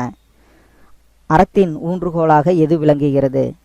இது காந்தியடிகள் பற்றி படிக்கிற வர கொஸ்டின். அறத்தின் ஊன்றுகோலாக காந்தியடிகளின் அகிம்சை என்னும் சிறிய கைத்தடி விளங்குகிறது. காந்தியடிகள் எதை அறமாக போற்றினார்? காந்தியடிகள் அவர்கள் வந்து எளிமையை அறமாக போற்றினார். ரவுலட் சட்டம் இயற்றப்பட்ட ஆண்டு என்ன? 1919ஆம் ஆண்டு ரவுலட் சட்டம் இயற்றப்பட்டது. ரவுலட் சட்டம் எதிர்ப்பு போராட்டம் பற்றி யாருடைய வீட்டில் ஆலோசனை நடந்தது? இப்போ ரவுலட் சட்டம் எதிர்ப்பு போராட்டம் பற்றி காந்தியடிகள் தமிழ்நாட்டுக்கு வர்றாங்க. ராஜாஜி அவர்களுடைய வீட்டில் வந்து ஆலோசனை நடந்தது. ராஜாஜியின் வீட்டில் காந்தியடிகள் அருகில் அமர்ந்தவர் யார்? இப்போ ராஜாஜியின் வீட்டில் வந்து இந்த ரவுலட் சட்டத்தை பற்றி ஆலோசனை நடக்கிறப்ப வந்து ஒருத்தர் வர்றாரு, காந்தியடிகள் பக்கத்தில் வந்து உட்கார்றாரு. அவர் தான் வந்து பார்த்திங்கன்னா நம்ம பாரதியார். ராஜாஜியின் வீட்டில் காந்தியடிகளின் அருகில் அமர்ந்தவர் யார்? பாரதியார். காந்தியடிகள் மட்டும் உட்காந்துருக்காங்க, மற்றவங்களாம் நின்றுட்டுருக்கிறப்ப பாரதியார் போய் அவர் பக்கத்தில் உட்கார்றாரு. யாரை பாரதியார் பொதுக்கூட்டத்திற்கு தலைமை தாங்க அழைத்தார்? காந்தியடிகளை வந்து பாரதியார் வந்து பொதுக்கூட்டத்திற்கு தலைமை தாங்க அழைத்தார். தமிழ்நாட்டின் சொத்து என்று ராஜாஜி யாரை குறிப்பிட்டார்? பாரதியாரை தமிழ்நாட்டின் சொத்து என்று ராஜாஜி குறிப்பிட்டார். இப்போ பாரதியார் வர்றாரு, இவர் காந்தியடிகள் அப்போ டைம் லைன் சொல்லதுனால எந்திரிச்சு போயிடுறாரு. அப்போ வந்து காந்தியடிகள் வந்து ராஜாஜி பார்த்து யார் இவர்னு கேட்குறாங்க. அதுக்கு தான் ராஜாஜி என்ன பாருன்னா, இவர் தான் வந்து பாரதியார் தமிழ்நாட்டின் சொத்து என்று குறிப்பிட்டார். இந்தியாவின் சொத்து என்று பாரதியாரை குறிப்பிட்டவர் யார்? இந்தியாவின் சொத்து என்று பாரதியாரை குறிப்பிட்டவர் காந்தியடிகள். 1921ஆம் ஆண்டு தமிழ்நாட்டில் காந்தியடிகள் எந்த ஊருக்கு புகைவண்டியில் பயணித்தார்? 1921ஆம் ஆண்டு தமிழ்நாட்டில் மதுரைக்கு தான் வந்து அவர் என்ன பண்ணுறாரு, புகைவண்டியில் பயணித்தார். காந்தியடிகளின் தோற்றத்தில் மாற்றத்தை ஏற்படுத்திய பெருமை எந்த மாநிலத்தை சேரும்? இப்போ பார்த்திங்கன்னா இந்த மதுரைக்கு ட்ரெயினில் போகிறப்ப தான் வந்து அவருக்கு வந்து நம்ம விவசாயிகள்லாம் வந்து இடுப்பில் ஒரு துண்டு மட்டும் கட்டிட்டு அத்தனை வெயிலில் வேலை செஞ்சிட்ருப்பாங்க. அதிலிருந்து தான் வந்து அவருக்கு வந்து ஒரு மாற்றமாகி அந்த துண்டு மட்டும் கட்டுற மாதிரி காந்தியடிகள் தோற்றத்தில் மாற்றத்தை ஏற்படுத்திய பெருமை தமிழ்நாட்டையே சாரும். காந்தியடிகள் காரைக்குடியில் எந்த ஊரில் தங்கியிருந்தார்? காந்தியடிகள் காரைக்குடியில் கானாடு காத்தான் என்னும் ஊரில் தங்கியிருந்தார். ஒரு செல்வந்தர் வீட்டில் தங்கியிருந்தார். உயர்வு தாழ்வு நிகழ்வு நடந்ததால் காந்தியடிகள் எந்தெந்த இடங்களுக்கு செல்ல மறுத்துவிட்டார்? அதாவது இப்போ தமிழ்நாட்டில் வர்றப்ப மதுரை மீனாட்சி அம்மன் கோவில், குற்றால அருவி இதுக்கெல்லாம் வந்து அவர் செல்ல மறுத்துட்டார். மதுரை மீனாட்சி அம்மன் கோவிலில் பார்த்திங்கன்னா சில குறிப்பிட்ட மதத்தினர் ஜாதியினர் வந்து உள்ளே அலோவ் பண்ணாமல் இருந்தாங்க. அதனால அவர் போகாமல் இருந்தார். அப்புறம் மறுபடியும் வர்றப்போ வந்து அதெல்லாம் நீக்கினதுனால மதுரை மீனாட்சி அம்மன் கோவிலுக்கு போகிறாரு. குற்றால அருவியில் அப்படி தான் ஒரு குறிப்பிட்ட சமூகத்தில் வந்து அங்கே குளிக்கிறதுக்கு வந்து தடை பண்ணுறதுனால அந்த 2 இடங்களுக்கும் அவர் செல்ல மறுத்துவிட்டார். மதுரை மீனாட்சி அம்மன் கோவில் மற்றும் குற்றால அருவி. காந்தியடிகள் தமிழை எப்போது கற்க தொடங்கினார்? காந்தியடிகள் வந்து பார்த்திங்கன்னா தமிழ் படிக்கிறங்கிற ஆர்வம் வந்து அவர்கள் தென்னாப்பிரிக்காவில் இருந்தப்பவே வாழ்ந்த காலத்தில் தமிழ் கற்க தொடங்கினார். தமிழ் கையேடு யாருடைய நூலாகும்? G U Pope. தமிழ் கையேடுங்கிறது வந்து ஜியு போப்போட நூல். இதைத்தான் வந்து என்னங்கிற தமிழ் கையேடு தான் காந்தியடிகள் தென்னாப்பிரிக்காவில் இருந்த காலத்திலேயே அதை படிக்க ஆரம்பிச்சிருக்காரு. காந்தியடிகளை கவர்ந்த நூல்கள் யாவை? காந்தியை கவர்ந்த நூல்கள் அப்படின்னு பார்த்திங்கன்னா ஜியு போப் எழுதிய தமிழ் கையேடு, மற்றும் திருக்குறள். இதான் வந்து காந்தியை கவர்ந்த நூல்களாகும். 1937ஆம் ஆண்டு நடைபெற்ற இலக்கிய மாநாட்டில் வரவேற்பு குழு தலைவர் யார்? இப்போ காந்தியடிகள் தமிழ்நாட்டுக்கு வர்றாரு, அப்போ ஒரு இலக்கிய மாநாடு நடக்குது. அந்த மாநாட்டுக்கு வரவேற்பு குழு தலைவர் வந்து உவே சாமிநாதர். 1937ஆம் ஆண்டு நடைபெற்ற இலக்கிய மாநாட்டிற்கு தலைமை வகித்தவர் யார்? காந்தியடிகள் தான் அந்த மாநாட்டிற்கு தலைமை வகித்தார். இந்த பெரியவரின் அடிநிழலிலிருந்து தமிழ் கற்க வேண்டும் என்னும் ஆவல் உண்டாகிறது என்று யாரை பற்றி காந்தியடிகள் குறிப்பிட்டார்? இப்போ உவே சாமிநாதர்களிடமிருந்து தமிழ் கற்க வேணுங்கிற ஆவல் வந்து உண்டாகிறதுன்னு உவே சாமிநாதரை பற்றி தான் காந்தியடிகள் குறிப்பிட்டார். இதெல்லாம் பார்த்தீங்கன்னா புக் பேக் கொஸ்டின்ஸ் தான். பொறுத்துக, இலக்கிய மாநாடு எங்கே நடைபெற்றதுன்னா சென்னை. தமிழ்நாட்டின் சொத்து வந்து பாரதியார். தமிழ் கையேடு, இதோட அவர் தமிழ் கையேடு எழுதியவர் வந்து பார்த்திங்கன்னா ஜியு போப்பு. வேலுநாச்சியார் யாருடைய மகள்? வேலுநாச்சியார் வந்து ராமநாதபுரத்தை ஆட்சி செய்த செல்லமுத்து மன்னரின் மகளாவார். வேலுநாச்சியார் அறிந்த மொழிகள் யாவை? தமிழ், ஆங்கிலம், பிரெஞ்சு, உருது போன்ற மொழிகளை அறிந்திருந்தார். வேலுநாச்சியாரின் கணவர் யார்? வேலுநாச்சியாரின் கணவர் வந்து சிவகங்கை மன்னர் முத்துவடுகநாதர் ஆவார். சிவகங்கை மன்னர் முத்துவடுகநாதர் தான் வந்து வேலுநாச்சியாரின் கணவர். வேலுநாச்சியார் அறிந்த கலைகள் யாவை? வேலுநாச்சியார் அறிந்த கலைகள் பார்த்திங்கன்னா சிலம்பம், குதிரையேற்றம், வாள்போர், வில் பயிற்சி போன்ற கலைகளில் சிறந்து விளங்கினார். முத்துவடுகநாதர் யாருடன் போரிட்டு வீரமரணம் அடைந்தார்? இவர் வந்து காளையர் கோவில் நடைபெற்ற போரில் ஆங்கில படையுடன் மோதி வீரமரணம் அடைந்தார். இப்போ முத்துவடுகநாதர் இறந்த இடம் பார்த்திங்கன்னா காளையார் கோவில். வேலுநாச்சியார் எங்கு தங்கி ஒரு படையை திரட்டி பயிற்சி அளித்தார்? இப்போ முத்துவடுகநாதர் இறந்த பின்னாடி பார்த்திங்கன்னா ஒரு 8 ஆண்டுகள் அவங்களுக்கு வந்து அந்த சிவகங்கையை மீட்ட முடியல. அப்போ வந்து வேலுநாச்சியார் வந்து திண்டுக்கல் கோட்டையில் தங்கி ஒரு படையை திரட்டி ஆங்கிலேயருடன் போடுவதற்காக பயிற்சி அளித்து கொண்டிருந்தார். சிவகங்கையை இழந்து எத்தனை ஆண்டுகள் ஆகிவிட்டது என்று வேலுநாச்சியார் கவலை கொண்டார். அதாவது இப்போ அவங்க வந்து 8 ஆண்டுகள் ஆகிவிட்டது சிவகங்கையை இழந்து என்று யாராரணமா அங்கிருந்த மன்னர் தளபதிகிட்டையெல்லாம் வேலுநாச்சியார் சொல்லி கொண்டிருந்தார்கள். வேலுநாச்சியாரின் தளபதிகள் யாவர்? பெரிய மருது, சின்ன மருது. இவங்க 2 பேர் தான் வந்து மருது சகோதரர்கள் தான் வந்து வேலுநாச்சியாரின் தளபதிகள் ஆவார்கள். வேலுநாச்சியாரின் அமைச்சர் யார்? வேலுநாச்சியாரின் அமைச்சர் வந்து தாண்டவராயன். ஐதர் அலியுடன் வேலுநாச்சியார் எந்த மொழியில் பேசினார்? ஐதர் அலியுடன் வேலுநாச்சியார் வந்து உருது மொழியில் பேசினார். அதில் அவர் கொஞ்சம் சந்தோஷம் அடைந்து கண்டிப்பாக வேலுநாச்சியார் ஹெல்ப் பண்ணுங்கிறது பண்ணியிருக்காரு. ஐதர் அலியுடன் எத்தனை குதிரைப்படை வீரர்கள் வேலுநாச்சியாருக்கு உதவ மைசூரிலிருந்து வந்தனர்? 5000 குதிரைப்படை வீரர்கள் வந்து வேலுநாச்சியாருக்கு உதவ மைசூரிலிருந்து ஐதர் அலியின் படைகள் வந்தனர், குதிரைப்படை வீரர்கள் வந்தனர். வேலுநாச்சியாரின் முதலில் எதை கைப்பற்றப் போவதாக கூறினார்? வேலுநாச்சியார் வந்து ஐதர் அலி படைகள்லாம் வந்த பின்னாடி காளையார் கோவில் தான் முதலில் கைப்பற்றணும்னு அவங்க திட்டமிட்டாங்க. காளையார் கோவில். ஆண்கள் படைப்பிரிவிற்கு தலைமை வகித்தவர் யார்? ஆண்கள் படைப்பிரிவிற்கு தலைமை வகித்தவர் வந்து மருது சகோதரர்கள். பெண்கள் படைப்பிரிவிற்கு தலைமை வகித்தவர் வந்து பார்த்திங்கன்னா தலைமை வகித்தவர் வந்து யார்? குயிலி. பெண்கள் படைப்பிரிவிற்கு தலைமை வகித்தவர் வந்து குயிலி. காளையார் கோவிலில் நடைபெற்ற போரில் எந்த படை தோற்றது? காளையார் கோவில் நடைபெற்ற போரில் பார்த்திங்கன்னா ஆங்கிலேய படை தான் தோற்றது. எந்த நாள் சிவகங்கை கோட்டை கதவுகள் திறக்கும் என்று வேலுநாச்சியார் கூறினார்? சிவகங்கை கோட்டை கதவுகள் வந்து விஜயதசமி என்று திறக்கும் என்று வேலுநாச்சியார் கூறினார்.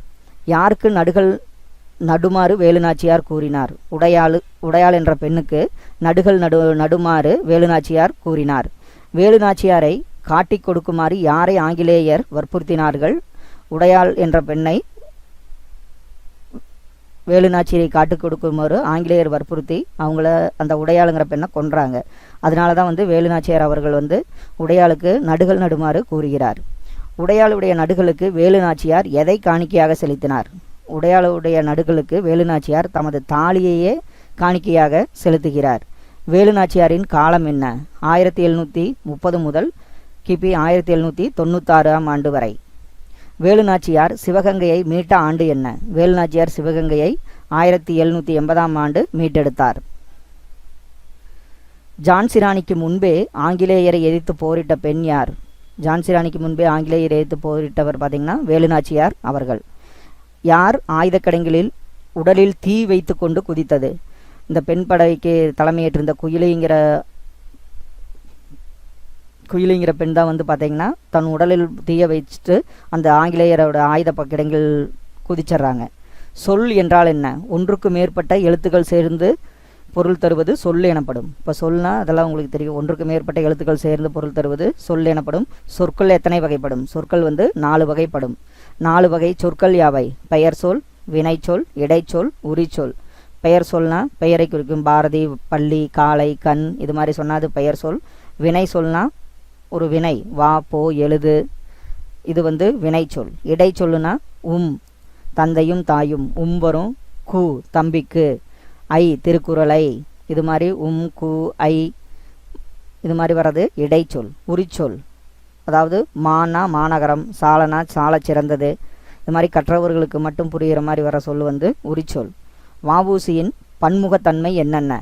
அவர் வந்து வஉசி என்னென்ன இருந்தார்? வழக்கறிஞர், எழுத்தாளர், பேச்சாளர், தொழிற்சங்க தலைவர். இதெல்லாம் வந்து வஉசியின் பன்முக தன்மைகளாகும். வஉசி அறிந்த மொழிகள் யாவை? வஉசி அவர்களுக்கு பார்த்திங்கன்னா தமிழ் மற்றும் ஆங்கிலம் அறிந்த மொழிகளாகும். இந்திய கப்பல் நிறுவனத்தை தொடங்கியவர் யார்? இந்திய கப்பல் நிறுவனத்தை தொடங்கியவர் வந்து வஉ சிதம்பரனார். வஉசி சென்னை செல்லும்போது யாரை சந்திப்பதை வழக்கமாக கொண்டிருந்தார்? இப்போ வஉசி அவர்கள் சென்னை வரும்போதெல்லாம் யாரை சந்திப்பதை வழக்கமாக கொண்டிருந்தார்னா பாரதியார் அவர்களை சந்திப்பதை வழக்கமாக கொண்டிருந்தார். வஉசி சுதேசி நாவாய் சங்கம் என்ற நிறுவனத்தை எப்போது பதிவு செய்தார்? வஉசி தனது சொந்த கம்பெனி, அதாவது சுதேசி நாவாய் சங்கம் அப்படிங்கிறதா 1906ஆம் ஆண்டு அக்டோபர் 16ஆம் தேதி என்று பதிவு செய்தார். உயிர் எழுத்தில் தொடங்கும் சொல்லுக்கு முன் ஓர் பயன்படுத்த வேண்டும். இப்போ உயிரெழுத்து தொடங்குறதுக்கு முன்னாடி பார்த்திங்கன்னா இங்கே வந்து ஓர் வரணும். ஓர் ஏரி, ஓர் ஊர், ஓர் ஏரி, இது மாதிரி வர உயிரெழுத்துக்கு முன்னாடி ஓர்ங்கிற சொல்ல வந்து பயன்படுத்தணும். இதே உயிர்மெய் எழுத்தில் தொடங்கும் சொல்லுக்கு முன் ஒரு பயன்படுத்த வேண்டும். இப்போ பார்த்திங்கன்னா ஒரு நகரம், ஒரு கடல், இதெல்லாம் வந்து பார்த்திங்கன்னா உயிர்மெய் எழுத்தில் தொடங்கும் சொல்லுக்கு முன்பு ஒருங்கிறத பயன்படுத்தணும். உயிரெழுத்தில் தொடங்குறதுக்கு ஓர் பயன்படுத்த வேண்டும். உயிரெழுத்தில் தொடங்கும் சொல்லுக்கு முன் அஃது பயன்படுத்த வேண்டும். இதே மெய்யெழுத்தில் தொடங்கும் சொல்லுக்கு முன் அது பயன்படுத்த வேண்டும். இப்போ பார்த்திங்கன்னா அஃது எங்கே உள்ளது, இது ஏங்கிறது உயிரெழுத்து, அதனால் அஃதுங்கிறத பயன்படுத்த வேணும். இப்போ உயிர்மெய் எழுத்தில் தொடங்கும் சொல்லுக்கு முன் அது பயன்படுத்த வேண்டும். அது நன்றாக உள்ளது. இப்போ நாங்கிறது வந்து உயிர்மெய் எழுத்து, அதனால் அதுங்கிறத பயன்படுத்த வேண்டும். கலை சொற்கள். இப்போ இதில் பார்த்திங்கன்னா நாட்டுப்பற்று, பேட்ரியாட்டிசம், கலைக்கூடம், ஆர்ட் கேலரி, இலக்கியம், லிட்ரேச்சர், மெய்யுணர்வு, நாலேஜ் ஆஃப் ரியாலிட்டி. அற இலக்கியங்கள் எதை விளக்குகின்றன? அற இலக்கியங்கள் பார்த்திங்கன்னா வாழ்வியல் நெறிகளையும் ஒழுக்கங்களையும் விளக்குகின்றன. ஏவல் என்பதன் பொருள் என்ன? ஏவல் என்பதன் பொருள் வந்து பார்த்திங்கன்னா தொண்டு என்பதாகும். செம்மையர் என்பதன் பொருள் என்ன? செம்மையர் என்பதன் பொருள் பார்த்திங்கன்னா சான்றோர். தண்டருள் என்பதன் பொருள் என்ன? தண்டருள் என்பதன் பொருள் வந்து குளிர்ந்த கருணை. கன்னி என்பது என்ன? 2 அடியில் பாடப்படும் பாடல் வகைக்கு பேர் தான் வந்து கன்னி. இப்போ இது வந்து பார்த்திங்கன்னா இது நிறைய தடவை ரூபாயத்னா 4 அடி செய்யுள், சதகம்னா 100 பாடல் கொண்டது சதகம், இது மாதிரி கொஸ்டின் அடிக்கடி கேட்டிருக்காங்க. அதனால் கன்னிங்கிறத பார்த்துங்க. கன்னி என்பது 2 அடியில் பாடப்படும் பாடல் வகை. பராபர கன்னி இயற்றியவர் யார்? தாயுமானவர். பராபர கன்னி இயற்றியவர் தாயுமானவர். தாயுமானவர் எங்கு யாரிடம் பணியாற்றினார்? திருச்சியை ஆண்ட விசயரகுநாத சொக்கலிங்கரிடம் தாயுமானவர் கணக்கராக பணியாற்றினார். தமிழ்மொழியின் உபநிடதம் எது?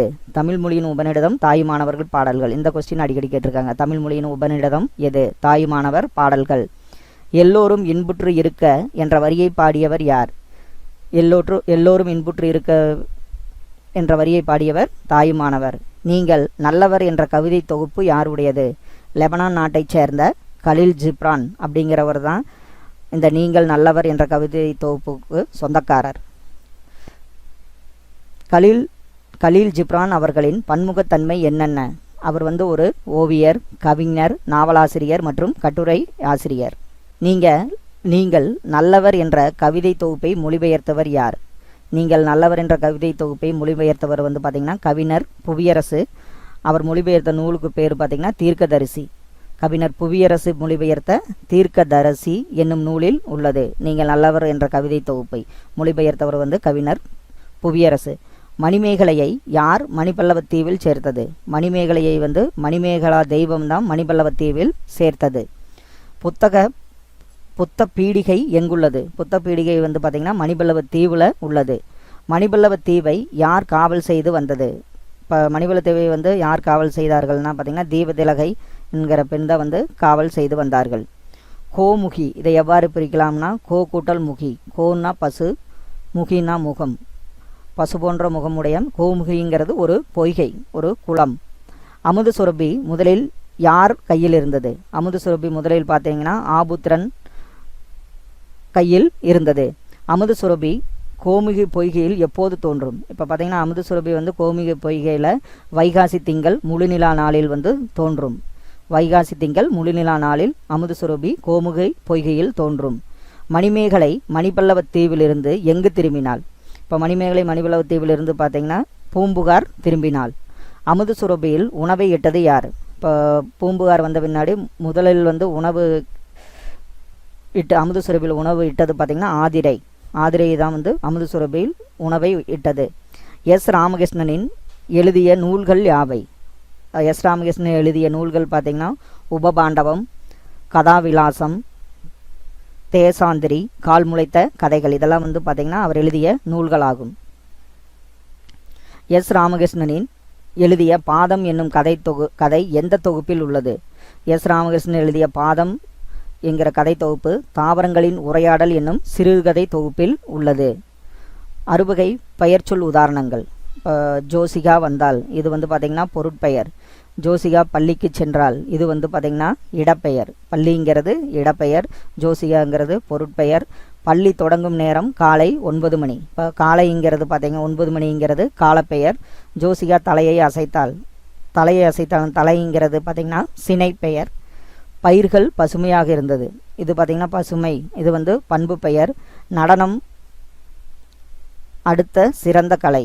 நடனம் வந்து சிறந்த கலை அப்படிங்கிறது தொழிற்பெயர். அடுத்தது பார்த்திங்கன்னா இடுகுறி பெயர். காரணம் கருதாமல் நம் முன்னோர்கள் சில பொருட்களெல்லாம் பெயர் வச்சுருப்பாங்க, அதுக்கு பேர் தான் வந்து இடுகுறி பெயர். உதாரணம் பார்த்திங்கன்னா மண், காற்று, இதுக்கெல்லாம் காரணம் கருதாமல் நம் முன்னோர்கள் வைத்த பெயர்கள், இதுக்கு பேர் வந்து இடுகுறி பெயர். இடுகுறி பெயர் பார்த்திங்கன்னா 2 வகை இருக்குது. ஒன்று இடுகுறி பொதுப்பெயர், ஒன்று இடுகுறி, மற்றொன்று இடுகுறி சிறப்பு பெயர். இடுகுறி பொதுப்பெயர்னா காரணம் கருதாமல் பொதுத்தன்மை கருதி இட்ட பெயர். இப்போ மரம், பழம் இதெல்லாம் பார்த்திங்கன்னா இடுகுறி பொதுப்பெயர். இடுகுறி சிறப்பு பெயர் காரணம் கருதாமல் சிறப்புத்தன்மை கருதி இட்ட பெயர். இப்போ பார்த்திங்கன்னா மரத்திலேயே வந்து மாமரம் அப்படின்னா அது மாமரத்தை குறிக்கும். அடுத்தது வாழை மரம். வாழைங்கிறது மரங்கிறது பொதுப்பெயர், ஆனால் வந்து சிறப்பு செருகிறதுக்காக வாழைங்கிறது சேர்த்துவோம். அதான் வந்து இடுகுறி சிறப்பு பெயர். காரணப்பெயர் காரணம் கருதி இட்ட பெயர் காரணப்பெயர். இப்போ நாற்காலின்னா 4 கால் இருக்குது, கரும்பலகை கருமையாக இருக்குது, இது மாதிரி காரணம் கருதி இட்ட பெயர் வந்து காரணப்பெயர். இதுக்கு உதாரணம் பார்த்திங்கன்னா நாற்காலி, கரும்பலகை. காரணப்பெயர் 2 வகைப்படும், காரண பொதுப்பெயர் மற்றும் காரண சிறப்பு பெயர். இப்போ காரண பொதுப்பெயர் அதுக்கு பார்த்திங்கன்னா பறவைன்னு சொன்னாவே காரண பொதுப்பெயர்.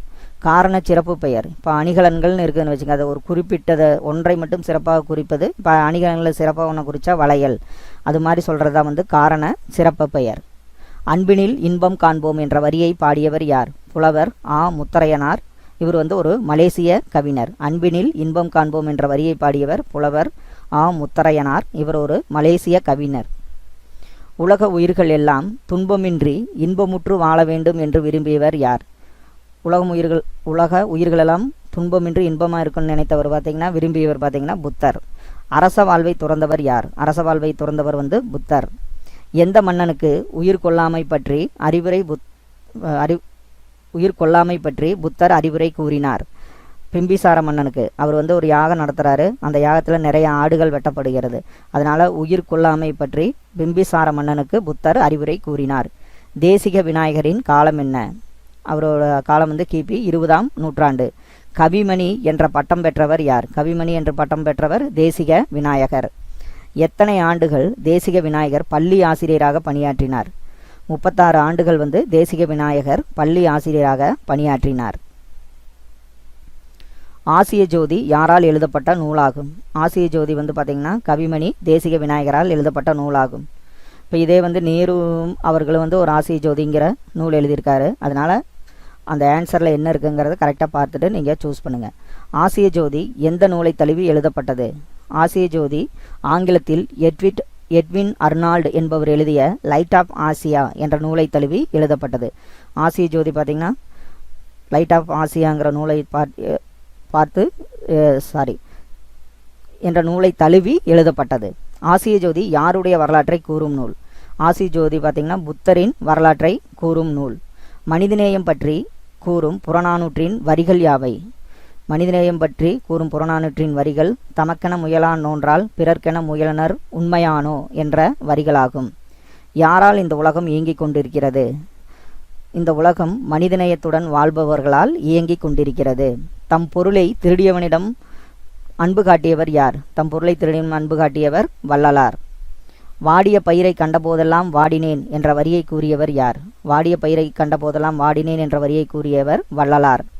வள்ளலார் சத்திய தர்மசாலையை, அது பசிப்பினி நீக்கிறக்காக சத்திய தர்மசாலையை எங்கு நிறுவினார்? வடலூரில் நிறுவினார். அன்னை தெரசாவிற்கு என்ன பரிசு கிடைத்தது? அமைதிக்கான நோபல் பரிசு. தமது இறுதி காலம் வரை பிறருக்காக வாழ்ந்தவர் யார்? அன்னை தெரசா அவர்கள். அன்னை தெரசா கூறிய வைர வரிகள் யாவை?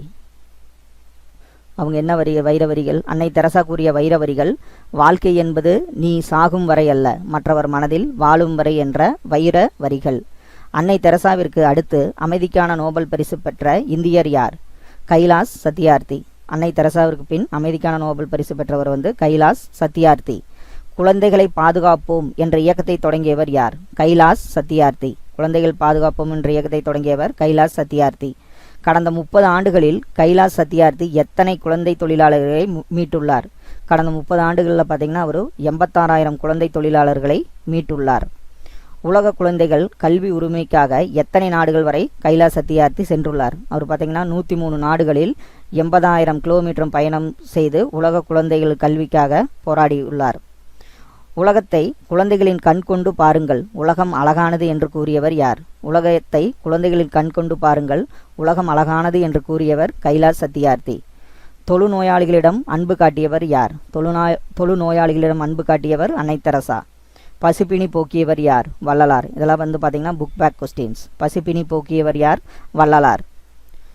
குழந்தைகள் உரிமைக்கு பாடுபட்டவர் யார்? குழந்தைகள் உரிமைக்கு பாடுபட்டவர் பார்த்திங்கன்னா கைலாஷ் சத்யார்த்தி. தன் மகனின் துடிக்கும் இதயத்தை தானமாக தந்த வள்ளல்கள் யாவர்? இப்போ நம்ம பார்த்திங்கன்னா நிறைய உடல் உறுப்பு தானங்கள் நடக்குது. இது முதல்ல நடந்ததை இதை நம்ம 6th ஸ்டாண்டர்ட் புக்கில் போட்டிருக்காங்க. தன் மகனின் துடிக்கும் இதயத்தை தானமாக தந்த வள்ளல்கள் பார்த்திங்கன்னா அசோகன் புஷ்பாஞ்சலி என்ற மருத்துவ தம்பதியினர். அவங்க தான் முதல்ல தன்னோட மகனோட இதயத்தை, ஒரு ஆக்சிடென்ட்டில் இருந்துறாரு, அவரோட இதயத்தை தானமாக கொடுக்குறாங்க. அசோகன் புஷ்பாஞ்சலி என்ற மருத்துவ தம்பதியினரின் மகன் பெயர் என்ன? அசோகன் புஷ்பாஞ்சலி என்ற மருத்துவ தம்பதியினரின் மகன் பெயர் ஹிதேந்திரன். அணி என்பதன் பொருள் என்ன? அழகு. அணி என்பதன் பொருள் அழகு. கவிஞர்கள் தம் பாடலுக்கு சுவையாக சேர்க்க எதை சேர்க்கின்றனர்? கவிஞர்கள் தம் பாடலுக்கு சுவையை சேர்க்க அணியை சேர்க்கின்றனர். அணி பார்த்திங்கன்னா நிறைய வகை இருக்குது. இயல்புன வச்சு உயர்வுன நிறைய அணி வகை இருக்குது. அதை நம்ம இலக்கண பகுதியில் பார்ப்போம். இதில் பார்த்திங்கன்னா இயல்பு நவிர்ச்சி அணி. ஒரு பொருளின் இயல்பை உள்ளபடியே கூறுவது இயல்பு நவிர்ச்சி அணியாகும். ஒரு பொருளை இயல்பை உள்ளபடியே, இப்போ தோட்டத்தில் மேயுது வெள்ளை பசு, அங்கே துள்ளி குடுக்குது கன்றுக்குட்டினா அதெல்லாம் ஒரு இயல்பாக வர்றது, அதுக்கு மாதிரி வர்றதுக்கு இயல்பு நவிர்ச்சி அணி. உயர்வு நவிர்ச்சி அணி. ஒரு பொருளின் இயல்பை மிகைப்படுத்தி அழகுடன் கூறுவது உயர்வு நவிர்ச்சி அணி. இப்போ பார்த்திங்கன்னா நிலா போன்ற முகம், அதாவது அவங்கள பார்த்திங்கன்னா அவங்க முகம் நிலா போன்றது, இது மாதிரியெல்லாம் உயர்வாக கூறுவது உயர்வு நவிர்ச்சி அணி. கலை சொற்கள் அறிவோம். இதில் பார்த்திங்கன்னா மனிதநேயம், ஹியூமானிட்டி, கருணை, மெர்சி, உறுப்பு மாற்று அறுவை சிகிச்சை, டிரான்ஸ்பிளான்டேஷன்,